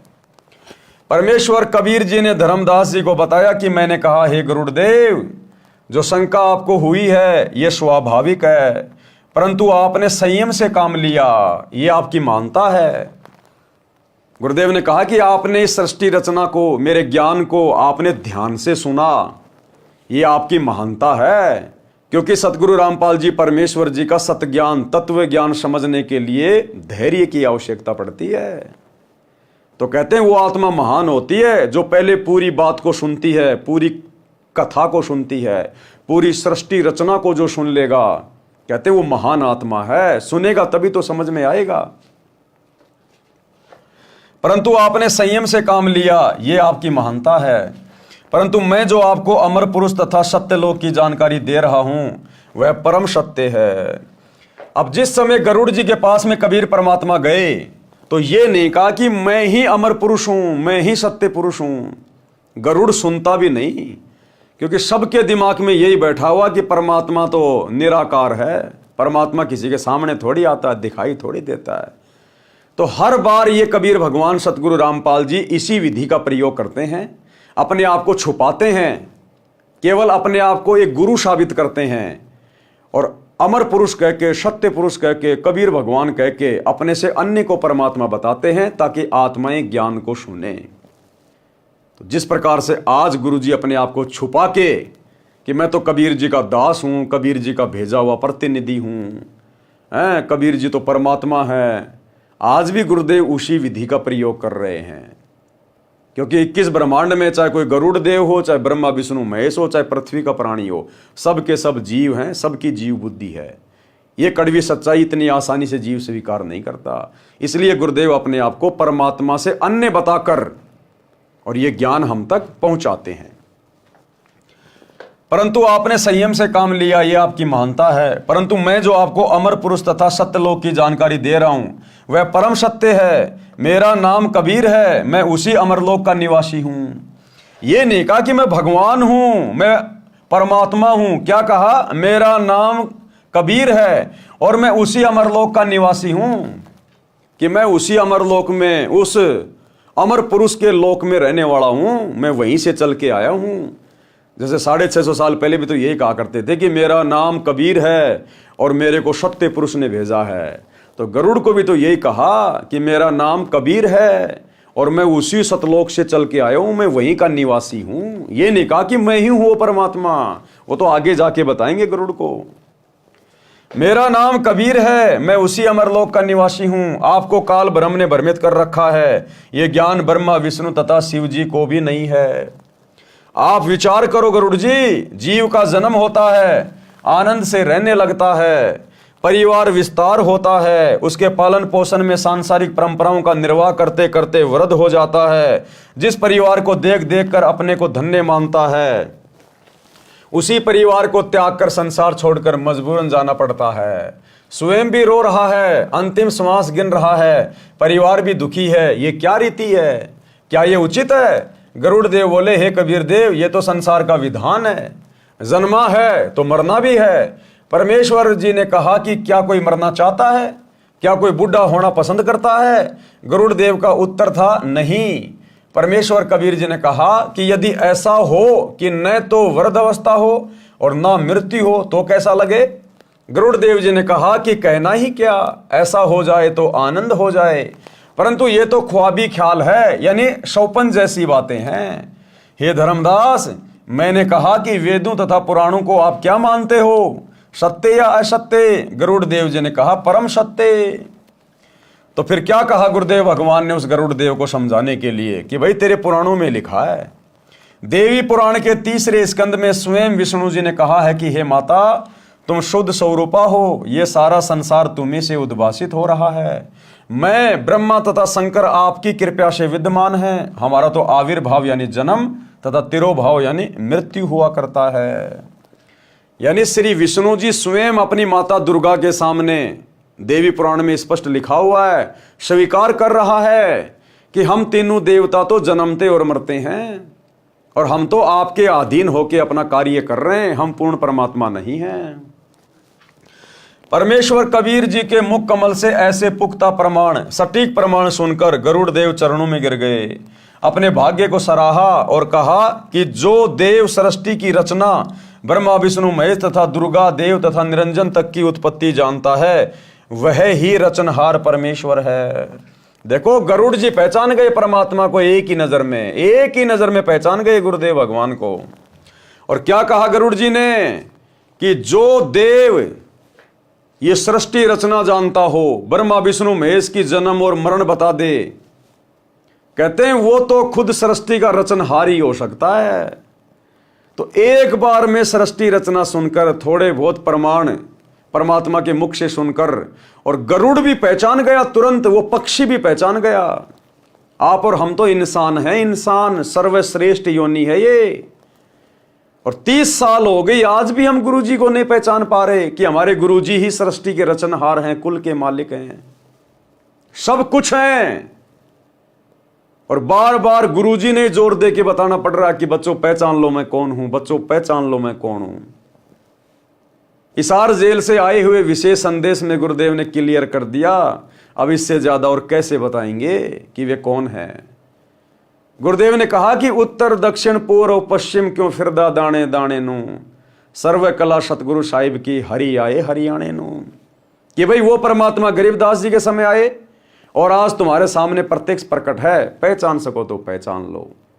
सुनिए छोटा सा सत्संग। तो क्या बताते हैं, उत्तर दक्षिण पूर्व पश्चिम फिरता दाने दाने नो,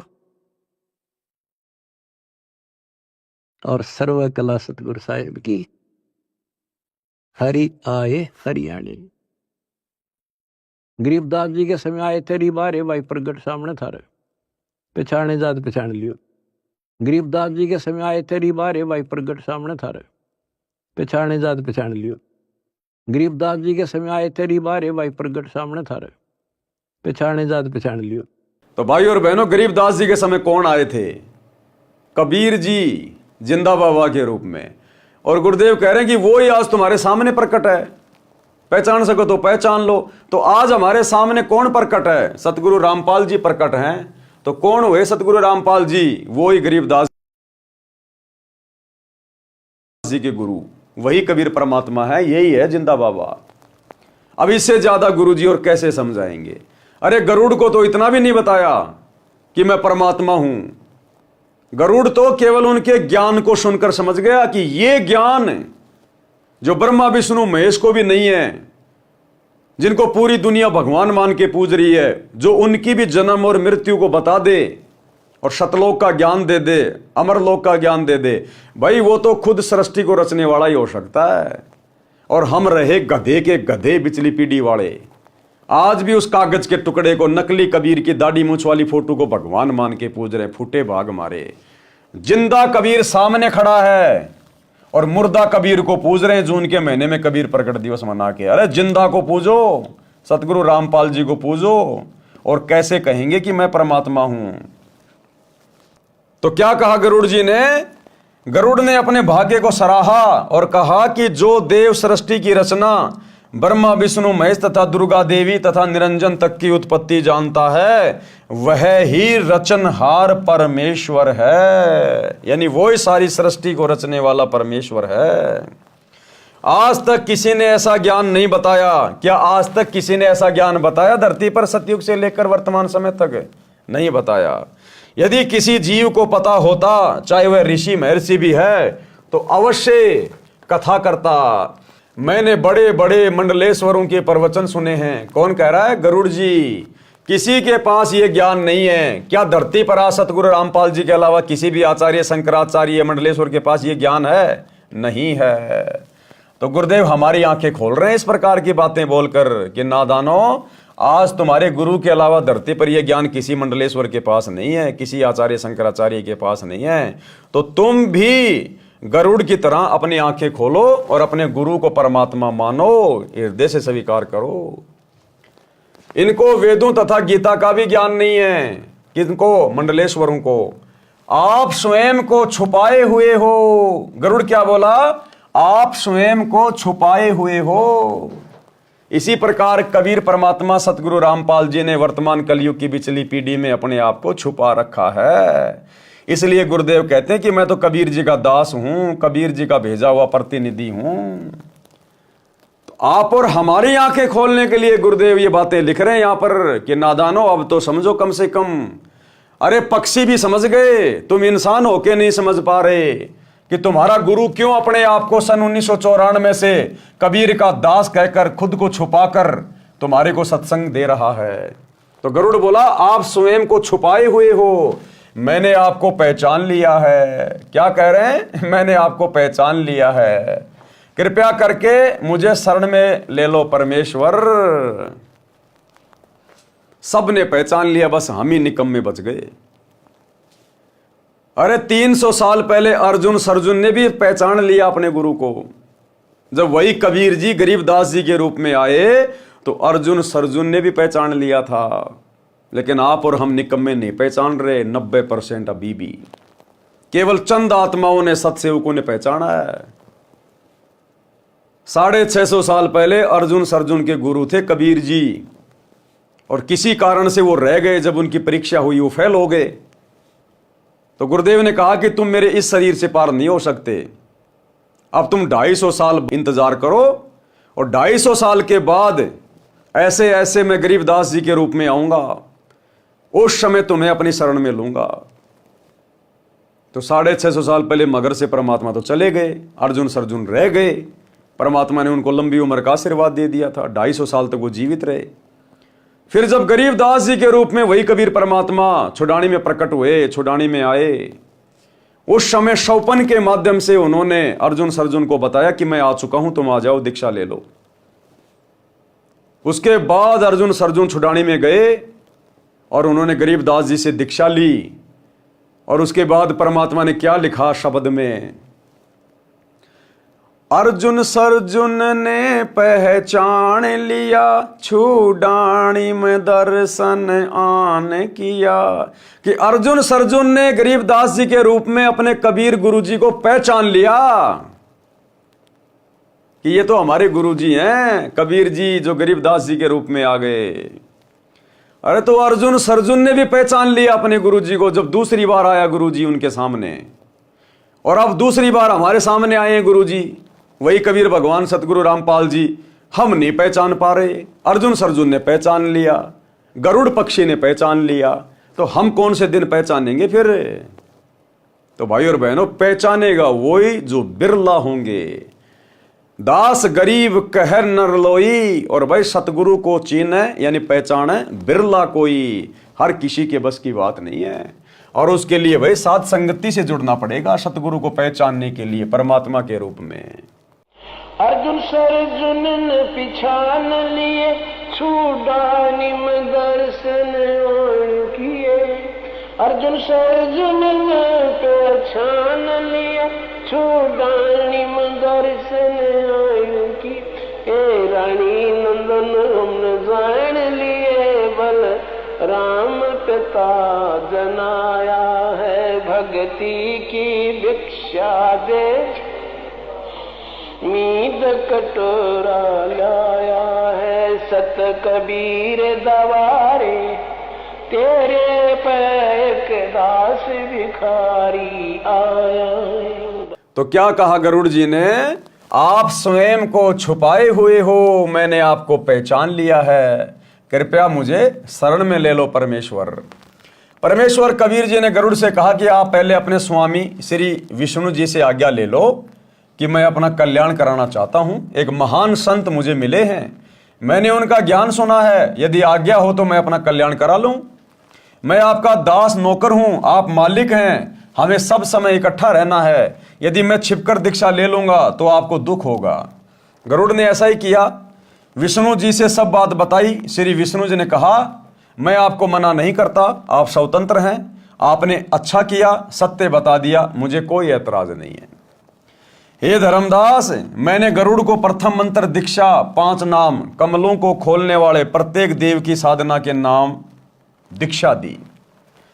गरुड़ देव ने कहा कि हे गुरुदेव, ये मंत्र तो इन्हीं देवताओं के हैं, ये तो इन्हीं ब्रह्मा विष्णु महेश के मंत्र हैं, अमर पुरुष का मंत्र तो है ही नहीं। परमेश्वर कबीर जी ने कहा कि ये इनकी पूजा के मंत्र नहीं है, यानी मैंने तुझे जो 5 मंत्र दिए हैं ब्रह्मा विष्णु महेश के, ये इनकी पूजा के मंत्र नहीं है, ये इन देवताओं को अपने अनुकूल करके इनके जाल से छूटने की चाबी है, इनके वशीकरण मंत्र हैं ये देवता हमें यहाँ की भौतिक सुख सुविधा प्रदान करते रहेंगे यदि हम इनके नाम का जाप करते रहेंगे, तो इनकी साधना करते रहेंगे। तो जैसे मजदूर अगर मजदूरी करता रहेगा, फैक्ट्री में काम करेगा, तो मालिक मजदूरी देता रहेगा। हम उस मालिक की पूजा नहीं कर रहे, हम तो मेहनत कर रहे हैं और मेहनत के बदले हमें वो पैसा दे रहा है। तो गुरुदेव ने कहा कि ये 5 मंत्र इन देवी देवताओं के जो मैंने तुम्हें दिए हैं, ये इनकी पूजा नहीं है, ये इनकी साधना है। साधना में पूजा में रात दिन का अंतर होता है। ये इनके वशीकरण मंत्र हैं। जैसे भैंसे को आकर्षित करने के लिए यदि उसको भैंसा भैंसा करते हैं तो वह आवाज करने वाले की ओर देखता तक नहीं। जैसे कुत्ते को कुत्ता कुत्ता कहेंगे वो नहीं देखेगा, भैंसे को भैंसा भैंसा कहेंगे वो नहीं देखेगा। अगर उनसे लाभ लेना है, उनको वश में करना है, आकर्षित करना है, तो उनका एक मूल मंत्र है, बीज मंत्र है। भैंसे को धीरे से कह दो, उर्र, तुरंत कान खड़े करके देखेगा कौन पुकारा मुझे, क्योंकि उस शब्द से वो आकर्षित होता है, वो उसका बीज मंत्र है। कुत्ते को कुत्ता कुत्ता कहो, कोई असर नहीं पड़ेगा। धीरे से बोल दो त्योल त्योल, तुरंत आपकी तरफ आकर्षित हो जाएगा, पूंछ हिलाने लग जाएगा, क्योंकि वो मजबूर है उस मंत्र के वशीभूत होकर आपके निकट आने के लिए। तो गुरुदेव ने कहा कि वैसे तुम जय गणेश देवा, जय दुर्गा, ओम नमः विष्णु देवाय नमः, ओम नमो विष्णु देवाय नमः, तुम कितना ही करते रहो, ये तो खाली इनके शरीर के नाम है, इनकी पहचान है, इनके मूल मंत्र अलग हैं जो मैंने तुम्हें दे दिए 5 मंत्र के रूप में। जब तुम इनका जाप करोगे तो ये तुरंत आकर्षित होंगे, लाभ देने के लिए मजबूर हो जाएंगे, ये तुम्हारी सुरक्षा करने के लिए। तो वो 5 मंत्र जो गरुड़ जी को दिए, वही 5 मंत्र तो आप और हम भगत भाई बहनों को गुरुदेव दीक्षा में दे रहे हैं।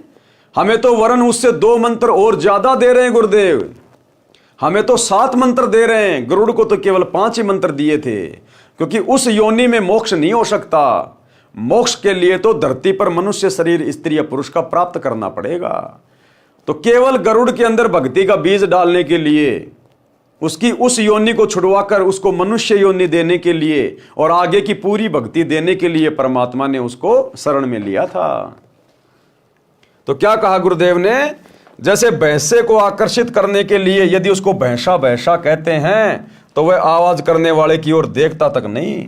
जब उसका वशीकरण नाम पुकारा जाता है हुर्र, तो वह तुरंत प्रभाव से सक्रिय हो जाता है, आवाज करने वाले की ओर दौड़ा आता है। आवाज करने वाला व्यक्ति उससे अपनी भैंस को गर्भ धारण करवाता है। इसी प्रकार आप यदि श्री विष्णु जी के अन्य किसी नाम का जाप करते रहे, वे ध्यान नहीं देंगे। जैसे लोगों ने किताबें बना रखी है, विष्णु सहस्त्रनामा, विष्णु के 1000 नाम, लोग रटते रहते हैं उसके 1000 नाम, कुछ नहीं होगा। 0/0, समय खराब, श्वासें खराब, व्यर्थ में थूक बिलो रहे हो। वैसे को वैसा वैसा करते रहो, झोटा झोटा करते रहो, मोटा मोटा करते रहो, काला काला करते रहो, नहीं देखेगा। उसका वशीकरण मंत्र जाप करो, धीरे से तुरंत कान खड़े करेगा। तो इन देवी देवताओं के नाम की कितनी माला फेरते रहो भाई और बहनों, मंदिरों में मस्जिदों में जाते रहो, तीर्थों में जाते रहो। 0/0, समय खराब, धन खराब, श्वासें बर्बाद। अगर वास्तव में लाभ चाहते हो इन देवी देवताओं से जो ये दे सकते हैं अपने स्तर का, तो भी आपने अधिकारी गुरु से इनके मंत्र लेने पड़ेंगे। और अधिकारी गुरु वर्तमान में धरती पर एकमात्र सतगुरु रामपाल जी हैं, इनके अलावा कोई दीक्षा देने का अधिकारी नहीं है। इसी प्रकार आप यदि श्री विष्णु जी के अन्य किसी नाम का जाप करते रहें, वे ध्यान नहीं देंगे। जब आप इस मंत्र का जाप करोगे तो विष्णु देव जी तुरंत प्रभावित होकर साधक की सहायता करते हैं। वे देवता तीनों लोकों पृथ्वी, स्वर्ग तथा पाताल के प्रधान देवता हैं। ये केवल संस्कार कर्म लिखा ही दे सकते हैं। ब्रह्मा विष्णु महेश अपनी तरफ से ना किसी का अच्छा कर सकते, ना किसी का बुरा कर सकते। ये तो बेचारे नौकर हैं, ये तो काल के अधीन होकर अपना कार्य कर रहे हैं। देवी पुराण में 3रे स्कंद में खुद श्री विष्णु जी स्वीकार कर रहे हैं कि हमें तो हर प्रकार से देवी के अधीन होकर कार्य करना पड़ता है। तो ये किसी का कुछ नहीं कर सकते, ना भला ना बुरा। इनको ऊपर से जो आदेश आता है ये केवल उतना ही कर सकते हैं। जैसे मैनेजर अपनी जेब से किसी को तनख्वाह नहीं दे सकता, ना किसी की तनख्वाह को काट सकता। मालिक ने ऊपर से जितनी तनख्वाह बना के दे दी मजदूरों की, उसका काम केवल बांटने का है। तो ये तो एज ए मैनेजर हैं ब्रह्मा विष्णु महेश। परमात्मा जिसके भाग्य में जो लिख देता है, केवल ये अपनी ड्यूटी अदा करते हैं, इससे ज्यादा इनके हाथ में कुछ नहीं है। ये केवल संस्कार कर्म लिखा ही दे सकते हैं। इस मंत्र के जाप से हमारे पुण्य अधिक तथा भक्ति धन अधिक संग्रहित हो जाता है। उसके प्रतिफल में ये देवता भगत की सहायता करते हैं। इस प्रकार साधना कर रहे हैं, इनके मंत्रों का जाप कर रहे हैं। जैसे हमने जमीन से हैंडपंप के माध्यम से जल निकालना है, तो हम प्रयत्न तो कर रहे हैं उस वाटर के लिए, जल के लिए, लेकिन हम साधना किसकी कर रहे हैं? उसकी हैंडपंप की। हैंडपंप को ऊपर नीचे कर रहे हैं, ऊपर नीचे कर रहे हैं। तो हम हैंडपंप की पूजा नहीं कर रहे, हम तो हैंडपंप से काम ले रहे हैं। हम तो हैंडपंप से काम ले रहे हैं ताकि पानी निकल जाए। जब पानी मिल जाएगा फिर छोड़ देंगे हैंडपंप को, कोई लेना देना नहीं, अब तू अपना काम कर। जब दोबारा जरूरत होगी तब आएंगे हम तेरे पास। जैसे अपने को आम खाने हैं तो पहले मेहनत मजदूरी नौकरी करेंगे, धन मिलेगा तो आम खाने को मिलेगा। नौकरी पूजा नहीं होती, उस समय हमारा पूज्य आम होता है। पूज्य की प्राप्ति के लिए किया गया प्रयत्न नौकरी है। इसी प्रकार अपने पूज्य परमेश्वर कबीर जी हैं। हमारे पूज्य परमेश्वर कौन हैं? कबीर जी, जो कि सतगुरु रूप में धरती पे आते हैं। गुरु ही भगत का पूज्य देव होता है। इसी प्रकार अपने पूज्य परमेश्वर कबीर जी हैं तथा अमर लोक है, उसके लिए हम श्री ब्रह्मा, श्री विष्णु, श्री शिव जी, श्री गणेश तथा श्री दुर्गा जी की मजदूरी करते हैं, साधना करते हैं, पूजा परमेश्वर की करते हैं। पूजा किसकी करते हैं? परमेश्वर की। गरुड़ जी बड़े प्रसन्न हुए और इस अमृत ज्ञान की चर्चा हेतु श्री ब्रह्मा जी से मिले। अब गरुड़ जी ने देखा, रे भैया इतना बढ़िया ज्ञान मिल गया, क्यों ना इन ब्रह्मा विष्णु महेश को भी बताएं, ये भी भूले बैठे हुए हैं, ये भी अपना आत्म कल्याण करवा लें।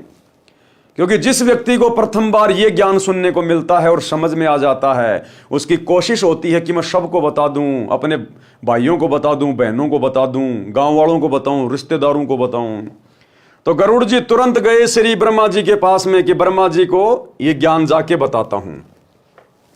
उनको बताया कि मैंने एक महर्षि से अद्भुत ज्ञान सुना है, मुझे उनका ज्ञान सत्य लगा है।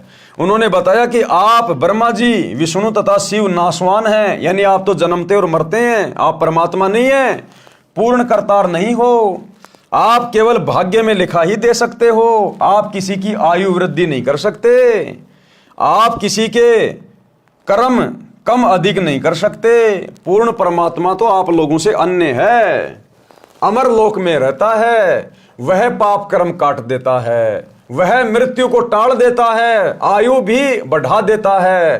प्रमाण भी वेदों में बताया है। ऋग्वेद मंडल 10 सूक्त 161 मंत्र 2 में कहा है कि रोगी का रोग बढ़ गया है, वह मृत्यु को प्राप्त हो गया है, तो भी मैं उस भगत को मृत्यु देवता से छुड़वा लाऊं, उसको नव जीवन प्रदान कर देता हूं, उसको पूर्ण आयु जीने के लिए देता हूं। आज हमें वही परमात्मा मिला हुआ है भाई और बहनों। ये सतगुरु रामपाल जी भगवान वही अमर पुरुष है, वही कबीर भगवान है जो मृत्यु को भी टाल दे, मर जाए तो धर्मराज के दरबार से उस जीव आत्मा को छुड़वा कर ले आए। ये समर्थ भगवान है स्वयं। ऋग्वेद मंडल 10 सूक्त 161 मंत्र 5 में कहा है कि हे पुनर्जन्म प्राप्त प्राणी, तू मेरी भक्ति करते रहना, यदि तेरी आंखें भी समाप्त हो जाएंगी तो तेरी आंखें स्वस्थ कर दूंगा। अब बताओ, आश्रमों में आंखों का कैंप लगाया जा रहा है। अरे जो परम संत धरती पर प्रकट है वही कबीर भगवान है, जो अपने भगत को गारंटी दे रहा है कि तू मर्यादा में रह के मेरी भक्ति करता रहे, तेरी आंखें भी चली जाएंगी तो भी मैं वापस ठीक कर दूंगा। और उसी परम संत के आश्रम में आंखों का कैंप लगाया जा रहा है। अरे आंखें खराब हैं तो दुनिया भर के हॉस्पिटल बाहर हैं आंखों के, वहां जाके मर लो। भगवान की क्यों बेइज्जती कर रहे हो, क्यों निंदा कर रहे हो, उनका नाम क्यों बदनाम कर रहे हो? हे पुनर्जन्म प्राप्त प्राणी, तू मेरी भक्ति करते रहना, यदि तेरी आंखें भी समाप्त हो जाएंगी तो तेरी आंखें स्वस्थ कर दूंगा, तेरे को मिलूंगा भी, यानी मैं तेरे को प्राप्त भी होऊंगा, यानी तेरा मोक्ष भी होगा। ब्रह्मा जी को वेद मंत्र कंठस्थ हैं, तुरंत समझ गए, परंतु संसार में लोकवेद के आधार से ब्रह्मा जी अपने आप को प्रजापति यानी सबकी उत्पत्ति करता मान रहे थे। वेदों को कंठस्थ याद कर लेना भिन्न बात है और वेद मंत्रों को समझना विशेष ज्ञान है। मान बढ़ाई वश होकर ब्रह्मा जी ने कहा कि वेदों का ज्ञान मेरे अतिरिक्त विश्व में किसी को नहीं है, इन मंत्रों का अर्थ गलत लगाया है। कबीर परमेश्वर ने ऐसे व्यक्तियों के विषय में कहा है कि अब बताओ भाई, जब ब्रह्मा जी ने देख लिया, समझ लिया कि बात बिल्कुल सही कह रहा है गरुड़, ऐसा ही लिखा है, फिर भी मान बढ़ाई में आके कह रहा कि नहीं नहीं, मेरे अलावा वेदों का किसी को अर्थ नहीं है, जिसने बताया वो गलत कह रहा है। तो बताओ ये वर्तमान के छोटे मोटे पंडित आचार्य शंकराचार्य ये इतनी जल्दी कैसे स्वीकार करेंगे? इनमें भी तो मान बढ़ाई कूट कूट के भरी है, वंशज तो उसी के हैं ब्रह्मा जी के। तो जब इनका वंशज ही इतना बड़ा झूठा है तो ये वर्तमान वाले इतनी जल्दी कैसे स्वीकार करेंगे? तो ऐसे मान बढ़ाई के भूखे लोगों के विषय में, देवी देवताओं के विषय में कबीर परमेश्वर ने क्या लिखा है? कबीर जान बूझ सांची तजे और करे झूठ से ने, ऐसे लोगों की संगत है प्रभु शौपन में भी ना दे। कि ऐसे निकम्मों के तो शौपन में भी दर्शन नहीं होने चाहिए जो जानबूझ के बकवाद करते हैं। कबीर परमेश्वर जी ने कहा कि जो व्यक्ति प्रमाण आंखों देखकर भी झूठ को ही आधार मानता है, उस व्यक्ति से तो परमात्मा शौपन में भी ना मिलाना। वो इतना दुष्ट है, उससे ज्ञान चर्चा करना व्यर्थ है। ब्रह्मा जी गरुड़ जी के वचन सुनकर अति क्रोधित हुए और कहा कि तेरी पक्षी वाली बुद्धि है, तेरे को कोई कुछ कह दे उसी की बातों पर विश्वास कर लेता है। वो ब्रह्मा जी वापस गरुड़ जी को धमकाने लग गया कि तेरी तो ये पक्षियों वाली बुद्धि है, तेरे को कोई कैसा कह दे तू वैसा ही मान लेता है। तेरी तो पक्षी वाली बुद्धि है, तेरे को कोई कुछ कह दे उसी की बातों पर विश्वास कर लेता है। तेरे को अपनी अकल नहीं है, यानी गरुड़ तेरे अंदर दिमाग नहीं है। ब्रह्मा जी ने उसी समय विष्णु, महेश, इंद्र तथा सब देवताओं व ऋषियों को बुला लिया। ब्रह्मा जी ने देखा ये बात तो फैलेगी धीरे धीरे, और बात फैलेगी तो हमारी महिमा कम हो जाएगी। तो आनन फानन में सभी देवी देवताओं को बुला लिया, मीटिंग शुरू कर ली तुरंत। क्योंकि भाई और बहनों, देवी देवताओं की जो विज्ञान है, जो टेक्निक है, वो धरती की विज्ञान से लाखों गुना ज्यादा सुपीरियर है। वहां पर मैसेज नहीं करने पड़ते, फोन नहीं करने पड़ते, वहां पे सारे के सारे काम मानसिक रूप से होते हैं। तुरंत सबके मन में जो है वो प्रेरणा हो जाती है, सेकंड में वहां पे सिद्धियां होती हैं, और तुरंत सेकंडों में सभी वहां पर इकट्ठे हो जाते हैं, वो प्रकट हो जाते हैं। चाहे लाखों, चाहे 33 करोड़ देवी देवता 2 सेकंड में इकट्ठे हो जाते हैं। वहां का सिस्टम ऐसा ही है। जैसे आजकल आप जी देख रहे हो, बहुत सारी कंपनियां हैं जो कि बल्क में मैसेज भेजती हैं। वो आपका कोई भी संदेशा चाहो तो 1 करोड़ लोगों को एक बार में बटन दबाते ही सबके मोबाइल पे मैसेज आ जाएगा।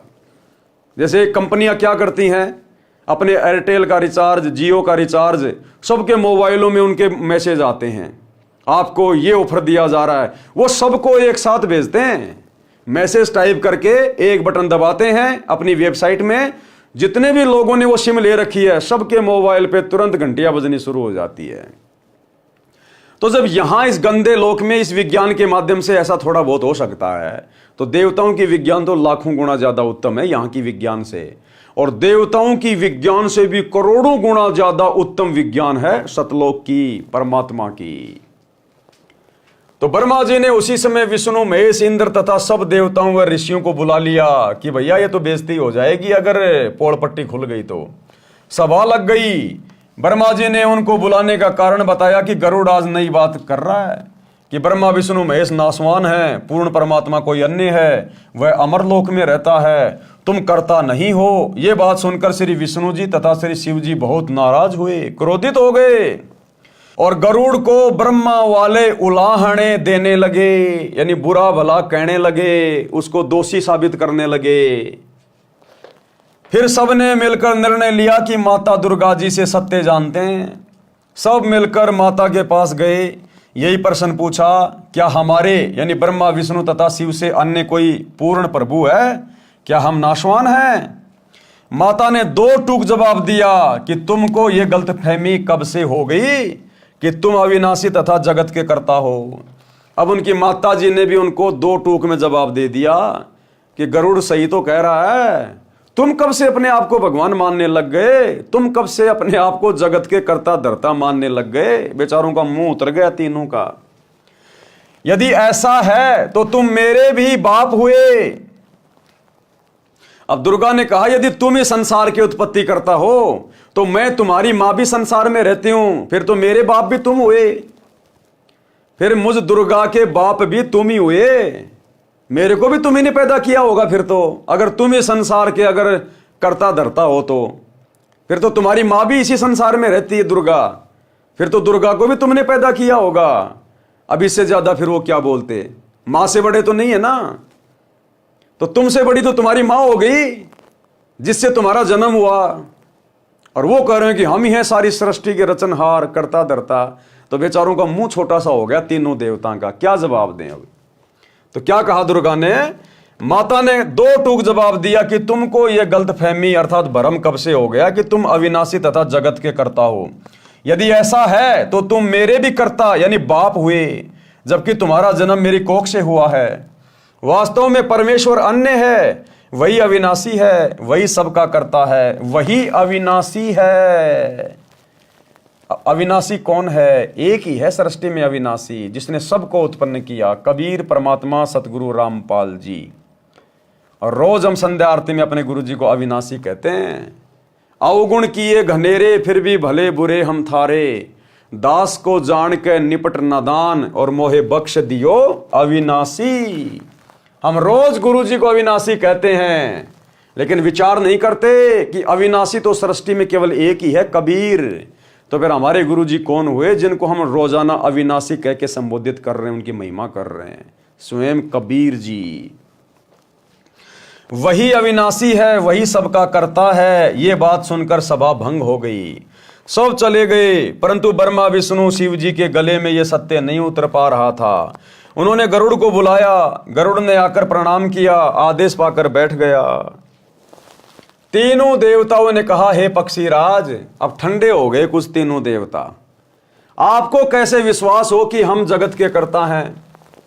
कि गरुड़ बोल, ले ले हमारी परीक्षा, बता तेरे को कैसे विश्वास दिलाएं कि हम तीनों ही जगत के कर्ता हैं, जगत के धर्ता हैं। मतलब झुकने को तैयार नहीं। मान बड़ाई इतना भयंकर रोग है। सारी सच्चाई जान ली, ब्रह्मा जी ने वेदों में देख लिया और दुर्गा ने बता दिया कि तुम काहे के भगवान हो, फिर भी मान बड़ाई नहीं छूट रही। अपने आप को भगवान मान के बैठे हुए हैं और कह रहे हैं, गरुड़ बता तेरे को कैसे विश्वास हो कि हम परमात्मा हैं। गरुड़ जी उठकर मेरे पास यानी कबीर जी के पास आए। अब गरुड़ जी तीनों देवताओं की बात सुन के कहां आए? कबीर परमात्मा सतगुरु रामपाल जी के पास आए, क्योंकि गुरु जी ने बता दिया था कि बेटा मैं वहां रहता हूं, कभी कोई बात हो जाए तो वहां आ जाना मेरे पास में। मालिक को तो पता था कि आग लगेगी तीनों देवताओं को। गरुड़ जी उड़कर मेरे पास यानी कबीर जी के पास आए तथा सब वृत्तांत बताया, सारी बातें बताई। तब मैंने कहा कि बंग देश, वर्तमान में बांग्लादेश में एक ब्राह्मण का 12 वर्षीय बालक है, उसकी आयु समाप्त होने वाली है, वह कुछ दिन का मेहमान है। मैंने उस बालक को शरण में लेने के लिए ब्रह्मा विष्णु शिव की स्थिति बताई जो गरुड़ तेरे को बताई है। उस बालक ने बहुत विवाद किया और मेरे ज्ञान को नहीं माना। तब मैंने उस बालक से कहा कि तेरी आयु 3 दिन शेष है, यदि तेरे ब्रह्मा विष्णु शिव समर्थ हैं तो अपनी रक्षा कराओ। मैं इतना कहकर अंतर्ध्यान हो गया। बालक बेचैन है, उस बालक को लेकर देवताओं के पास जाओ, उनसे कुछ बनना नहीं है, फिर आप मेरे से ध्यान से बातें करना, मैं तेरे को आगे क्या करना है वो बताऊंगा। सारी कहानी परमात्मा ने पहले से सेट कर रखी थी। मालिक को पता था कि ब्रह्मा विष्णु महेश के तन बदन में आग लगेगी और मान बढ़ाई की खुजली इतनी जल्दी समाप्त नहीं होती है। तो गरुड़ जी तुरंत गए अपने गुरु जी के पास, कबीर जी के पास, सतगुरु रामपाल जी के पास, और कहा कि भगवान ऐसी ऐसी बात है, लोहा गर्म है, हथौड़ा मारने की जरूरत है। वो कह रहे हैं कि गरुड़ हमारी परीक्षा ले लो, हम तीनों देवताओं की, हम परमात्मा है, हम जो चाहे सो कर सकते हैं। उससे पहले परमात्मा ने सारा खेल सेट करके रखा था कि भाई गरुड़, मैं बांग्लादेश में गया था, उस समय उसका नाम था बंग देश, कि मैं बांग्लादेश में गया था और वहाँ एक ब्राह्मण का 12 साल का लड़का है, और मैंने उसको बता दिया कि बेटा 3 दिन बाद तेरी उम्र शेष नहीं है, तू मरेगा। लेकिन वो कह रहा था नहीं नहीं, मैं तो ब्रह्मा विष्णु महेश की भक्ति करता हूँ, वो भगवान है, परमात्मा है, मेरी आयु बढ़ा देंगे, मुझे नहीं मरने देंगे।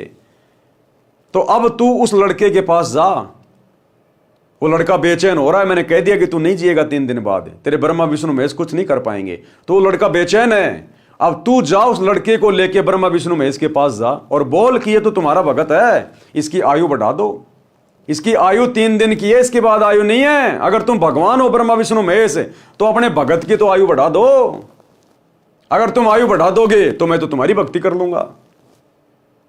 तो गरुड़ गया उस लड़के को लेकर, उसके पिता को लेकर ब्रह्मा विष्णु महेश के पास। मैं तेरे को आगे क्या करना है वो बताऊंगा। गरुड़ जी उस बालक को लेकर ब्रह्मा विष्णु शिव के पास गए। गरुड़ ने बालक को समझाया कि आप उन देवताओं से कहना कि हम आपके भगत हैं, मेरे दादा परदादा पिता और मैंने सदा आपकी पूजा की है, मेरे जीवन के 2 दिन शेष हैं, मेरी आयु भी क्या है, हे देव कृपया मेरी आयु वृद्धि कर दो। बच्चे ने यही विनय की तो तीनों ने कोशिश की परंतु व्यर्थ। अब तीनों देवताओं ने अपने झाड़े झपाड़े मंत्र संत्र बोले, लेकिन उसके भाग्य में कोई परिवर्तन नहीं हुआ, उसकी आयु 2 दिन बाद ही दिखाई दे रही थी। फिर विचार किया कि धर्मराज जो कि न्यायाधीश है, सबका लेखा जोखा करता है, उसके पास चलते हैं, सबका हिसाब यानी अकाउंट उसी के पास है, उससे वृद्धि करा लेते हैं। ये विचार करके सब के सब धर्मराज के पास गए। उनसे तीनों देवताओं ने कहा कि पहले तो ये बताओ कि इस ब्राह्मण बच्चे की कितनी आयु शेष है। तीनों गए वहां पर और कहा कि धर्मराज पहले तो तेरे कागजों में देख के ये बता इस लड़के की उम्र कितनी है। तो धर्मराज ने देखकर बता दिया कि भैया 2 दिन की आयु बचती है इसकी। तो सबको दृढ़ विश्वास हो गया कि हाँ, इस बच्चे की इसके बाद आयु नहीं है। धर्मराज ने रजिस्टर में देखकर बताया कि कल इसकी मृत्यु हो जाएगी। तीनों देवताओं ने कहा कि आप इस बच्चे की आयु वृद्धि कर दो। घर की खेती समझ रखी थी ब्रह्मा विष्णु महेश ने बिना ज्ञान के कि जैसा हम कहेंगे वैसा ही हो जाएगा। अपने आप को भगवान मान रहे थे। तो तीनों ने कहा कि धर्मराज, हमारा आदेश है, आप इस बच्चे की आयु बढ़ा दो। और धर्मराज बोला, भगवान ये मेरे बस का सौदा नहीं है, ना मैं किसी की आयु घटाता ना मैं किसी की बढ़ाता। मेरे पास तो ऊपर से पूर्ण परमात्मा से मेरी डायरी में जो लिख के आता है मैं तो उसी के अनुसार सबका लेखा जोखा करता हूं। मेरे अधिकार में नहीं है किसी की उम्र बढ़ाना या घटाना। अब ऊपर से लिख के कौन भेजता है?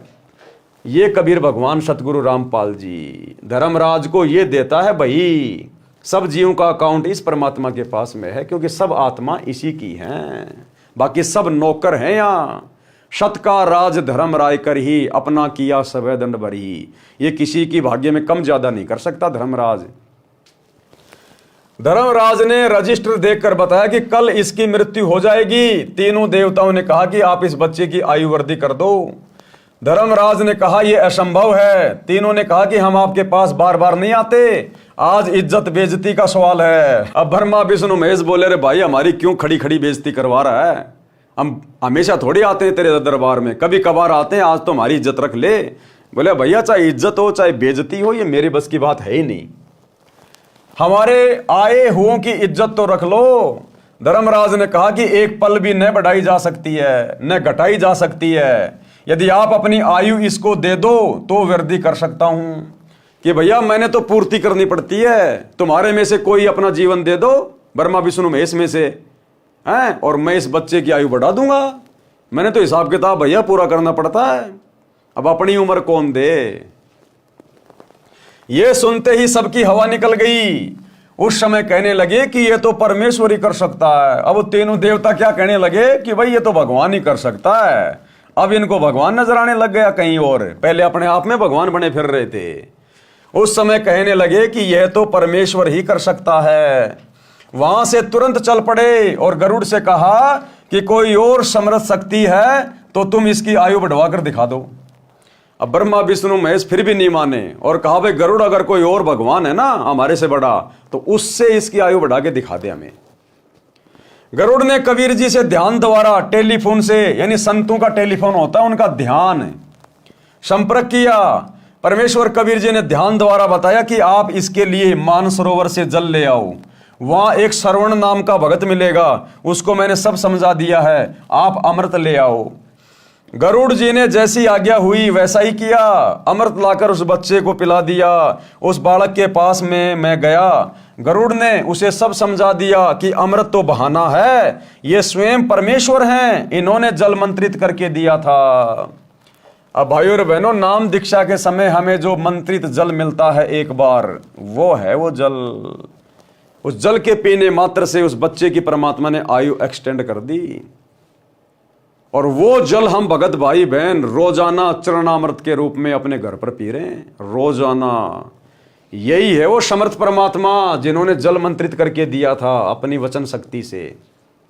जो जल हमें प्रथम बार नाम दीक्षा के समय मिलता है, प्रथम दीक्षा के समय जो जल पिया जाता है वो मंत्रित होता है गुरुदेव भगवान की वचन शक्ति से। और उसके बाद हमें रोजाना घर पर अलग से चरणामृत दिया जाता है पीने के लिए, एक छोटी सी शीशी में, जिसको आगे से आगे हम पानी डाल के बढ़ाते रहते हैं। तो भाइयों और बहनों, वो अमृत का जल उस मानसरोवर से भी ज्यादा पाक और पवित्र पावरफुल जल, अमृत जल, गुरुजी का चरणामृत आप और हम आत्माओं को रोजाना पीने को मिल रहा है। तब कहीं जाकर इस काल के गंदे लोक में हमारी बुद्धि थोड़ा थोड़ा काम कर रही है, हम अपने गुरु को परमात्मा मान पा रहे हैं, भक्ति कर पा रहे हैं, बुराई छोड़ पा रहे हैं। अन्यथा यह संभव नहीं है यहां पर। तो गरुड़ ने क्या कहा कि भैया ये जल तो केवल एक बहाना है, असल में ये परमात्मा आए हुए हैं और इनके आशीर्वाद से इन्होंने जो जल जो मंत्रित करके दिया है इससे ये बात बन रही है। ये स्वयं परमेश्वर हैं, इन्होंने जल मंत्रित करके दिया था। बालक तुम दीक्षा ले लो, इस अमृत से तो 10 दिन जीवित रहोगे। बालक ने मेरे से दीक्षा ली। उस बच्चे ने, 12 साल के ब्राह्मण के बच्चे ने फिर कबीर भगवान से दीक्षा ले ली। जब बालक 15 दिन तक नहीं मरा तो गरुड़ ने तीनों ब्रह्मा विष्णु तथा शिव जी को बताया कि यह बालक जीवित है, मेरे गुरुजी से दीक्षा ले ली। अब ब्रह्मा विष्णु महेश तो भूल गए उस बात को, लेकिन गरुड़ गया, बोला जी वो लड़का जो धर्मराज के कागजों में 1 दिन बाद में मरने वाला था, उसने मेरे गुरुजी से दीक्षा ले ली। आज 15 दिन हो गए, उसका बाल विवाह का नहीं हुआ। और भाई और बहनों, एक छोटा सा सत्संग गुरुदेव के मुख कमल से, ये वही कबीर भगवान है। ये 15 दिन का जिक्र क्यों हुआ यहां? क्योंकि वर्तमान में भी परमात्मा ने वही चमत्कार किया हुआ है, एक नहीं अनेकों। एक छोटा सा सत्संग जिसमें एक व्यक्ति के घर वालों ने ज्योतिष वालों से दिखा लिया था और सब ने यह बता दिया था कि 15 जनवरी के बाद इस व्यक्ति की आयु शेष नहीं है, ये मरेगा, इसको बचाने वाला धरती पे कोई नहीं है। उसकी सारी जन्म कुंडली, जन्म पत्री, ज्योतिष फोतिष सब देख के बता दिया। अब सबको टेंशन, खाना पीना छूट गया। अंत में किसी के कहने से गुरुजी के पास आए और कहा गुरुजी इसकी तो 15 जनवरी लास्ट तारीख रखी हुई है। उसका भी बेचारे का खाना पीना छूट गया उसका। तो गुरुजी ने कहा कि कोई बात नहीं, दीक्षा लो और सेवा करो, भक्ति करो, परमात्मा दया करेंगे। अब इतना जल्दी विश्वास कैसे हो? बोला नहीं नहीं गुरुजी, हम तो इसको आपके पास ही छोड़ के जा रहे हैं आश्रम में। उन घर वालों ने कहा कि हम तो इसको आपके पास ही छोड़ के जा रहे हैं, इसको 15 जनवरी के बाद ही लेने आएंगे।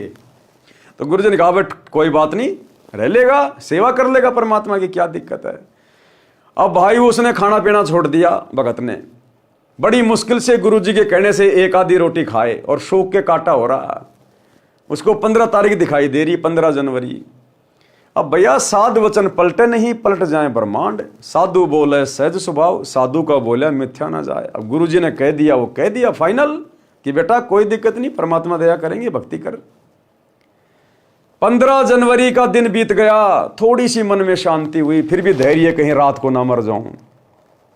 ऐसे करते करते गुरुदेव ने बताया 15 दिन और बीत गए और गुरुदेव ने कहा रे अब तो कम से कम विश्वास कर ले, देख तेरी ज्योतिष फातिश सब फेल हो गई, परमात्मा ने तेरी उम्र बढ़ा दी। तो किसने बढ़ाई? इस कबीर भगवान ने बढ़ाई। इस कबीर भगवान ने बैठे बैठे बढ़ाई। ना कोई मानसरोवर का जल लाए, ना कोई गरुड़ जी के पास गए, बैठे बैठे। तो ये है वो कबीर भगवान जो गरुड़ जी के पास गया था और जिसने उस ब्राह्मण के 12 वर्ष के बच्चे की आयु 100 साल की कर दी भक्ति के लिए, अपनी शरण में लेके। तो छोटा सा सत्संग गुरुदेव के मुख कमल से विश्वास के लिए। अब ऐसे ऐसे हमारे पास 1000 प्रमाण हैं।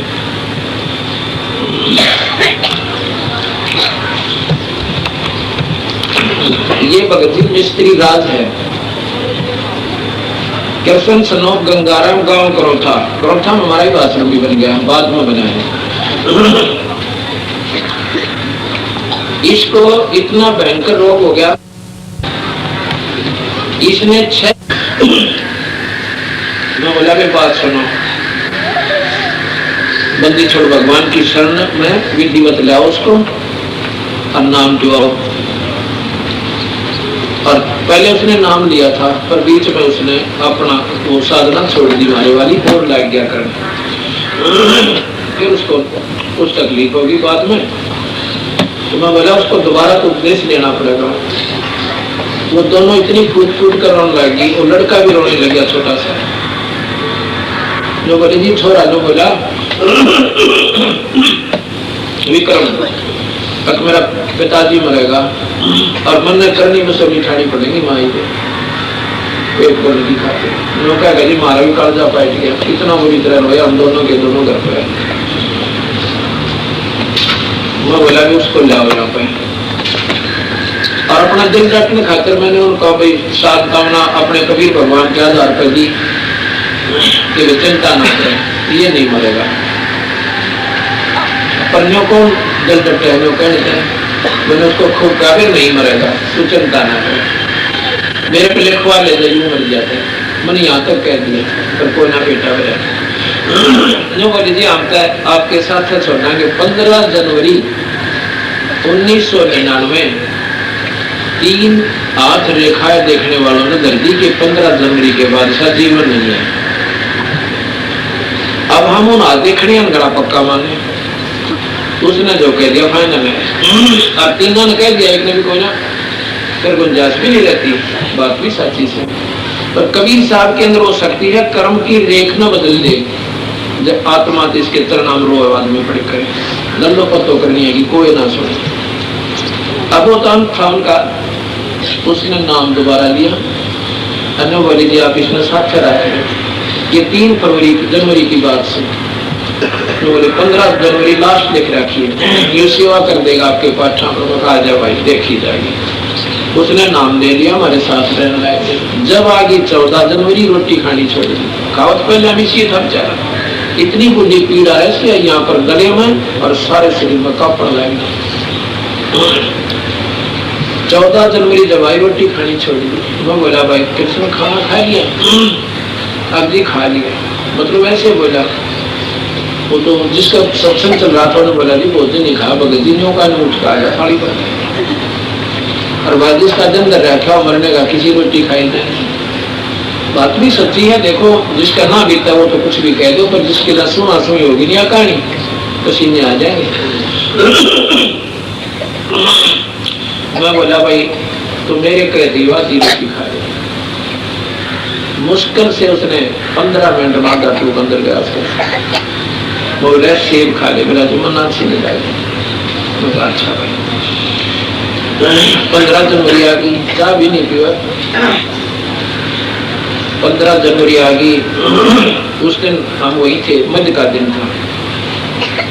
वह 15 भी पूरी होगी, मतलब फिर 16 भी पूरी होगी, 17 भी चली थी। 18 तारीख ने बोला जी भी नहीं मरता मैं, नो करके है क्यों ही लिखे होता है। बोला जी बस ये भी नहीं मरता। 15 तारीख थी मेरी, एक उसने देख लिया। दूसरी 15 जनवरी की आश्रम में काम करे, नो कर जीव सर, कोई तकलीफ नहीं। उसके बाद और सतगुरुदेव ये सेवा करते का फोटो उतर है इसका, आत्मा की सूट ले रहा है, हरिया करनी ले रहा है।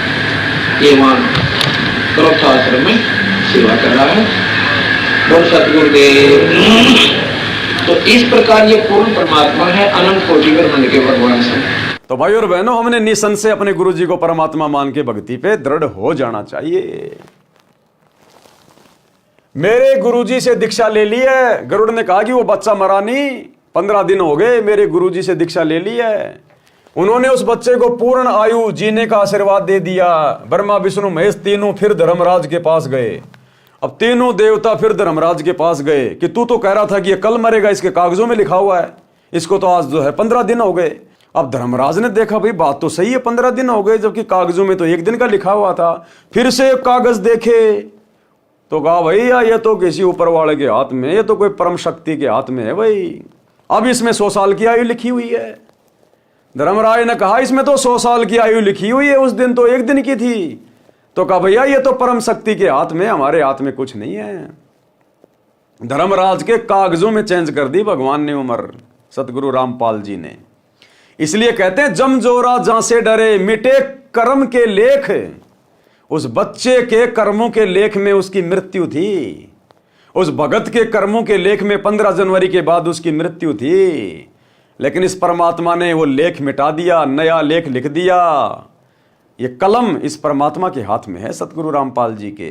तो कहते हैं जम जोरा जहां से डरे, मिटे कर्म के लेख, और अदली असल कबीर है, ये कुल का सतगुरु एक इनके हाथ में है। हम ऐसी समर्थ शक्ति के हाथ में हैं।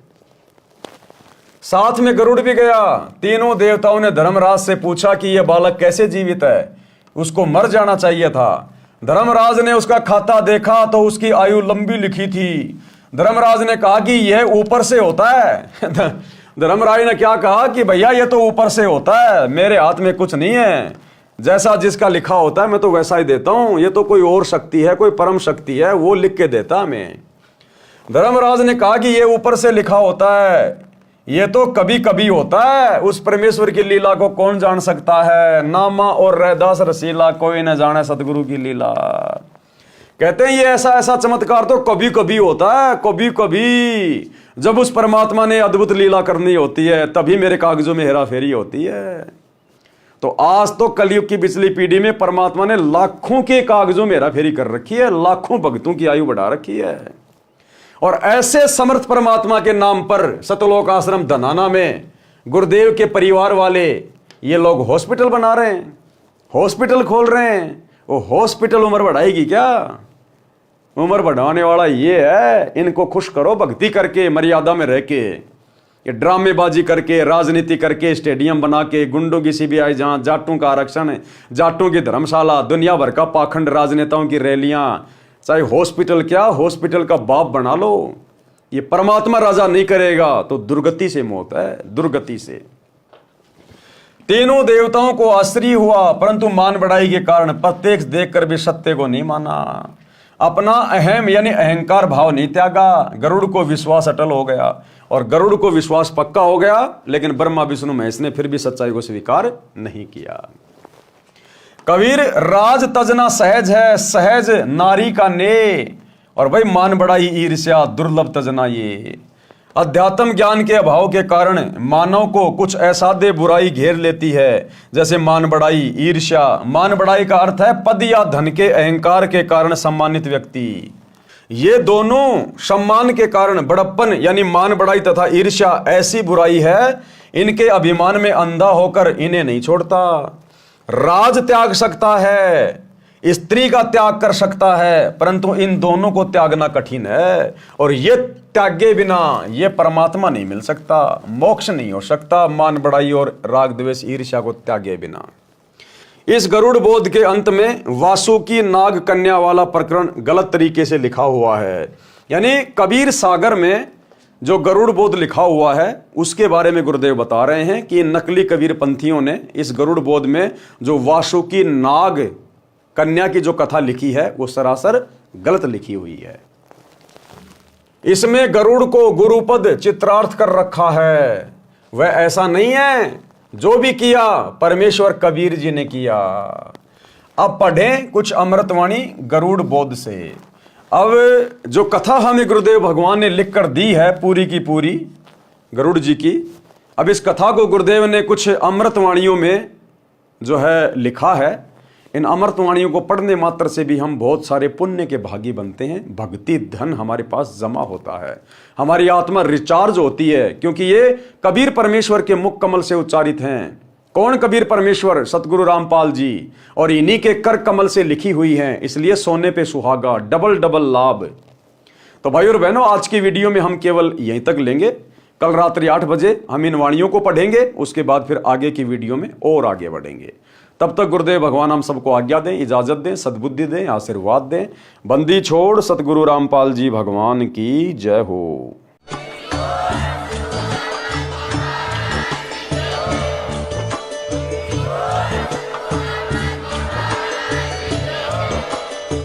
भाई जो गुरु बचन पे डट गे, कट गे फंद 84 के, कट गे फंद 84 के, कट गे फंद 84 के। भाई जो गुरु बचन पे डट गे, कट गे फंद 84 के, कट गे फंद 84 के, कट गे फंद 84 के। भाई जो गुरु बचन पे डट गे, कट गे फंद 84 के, कट गे फंद 84 के, कट गे फंद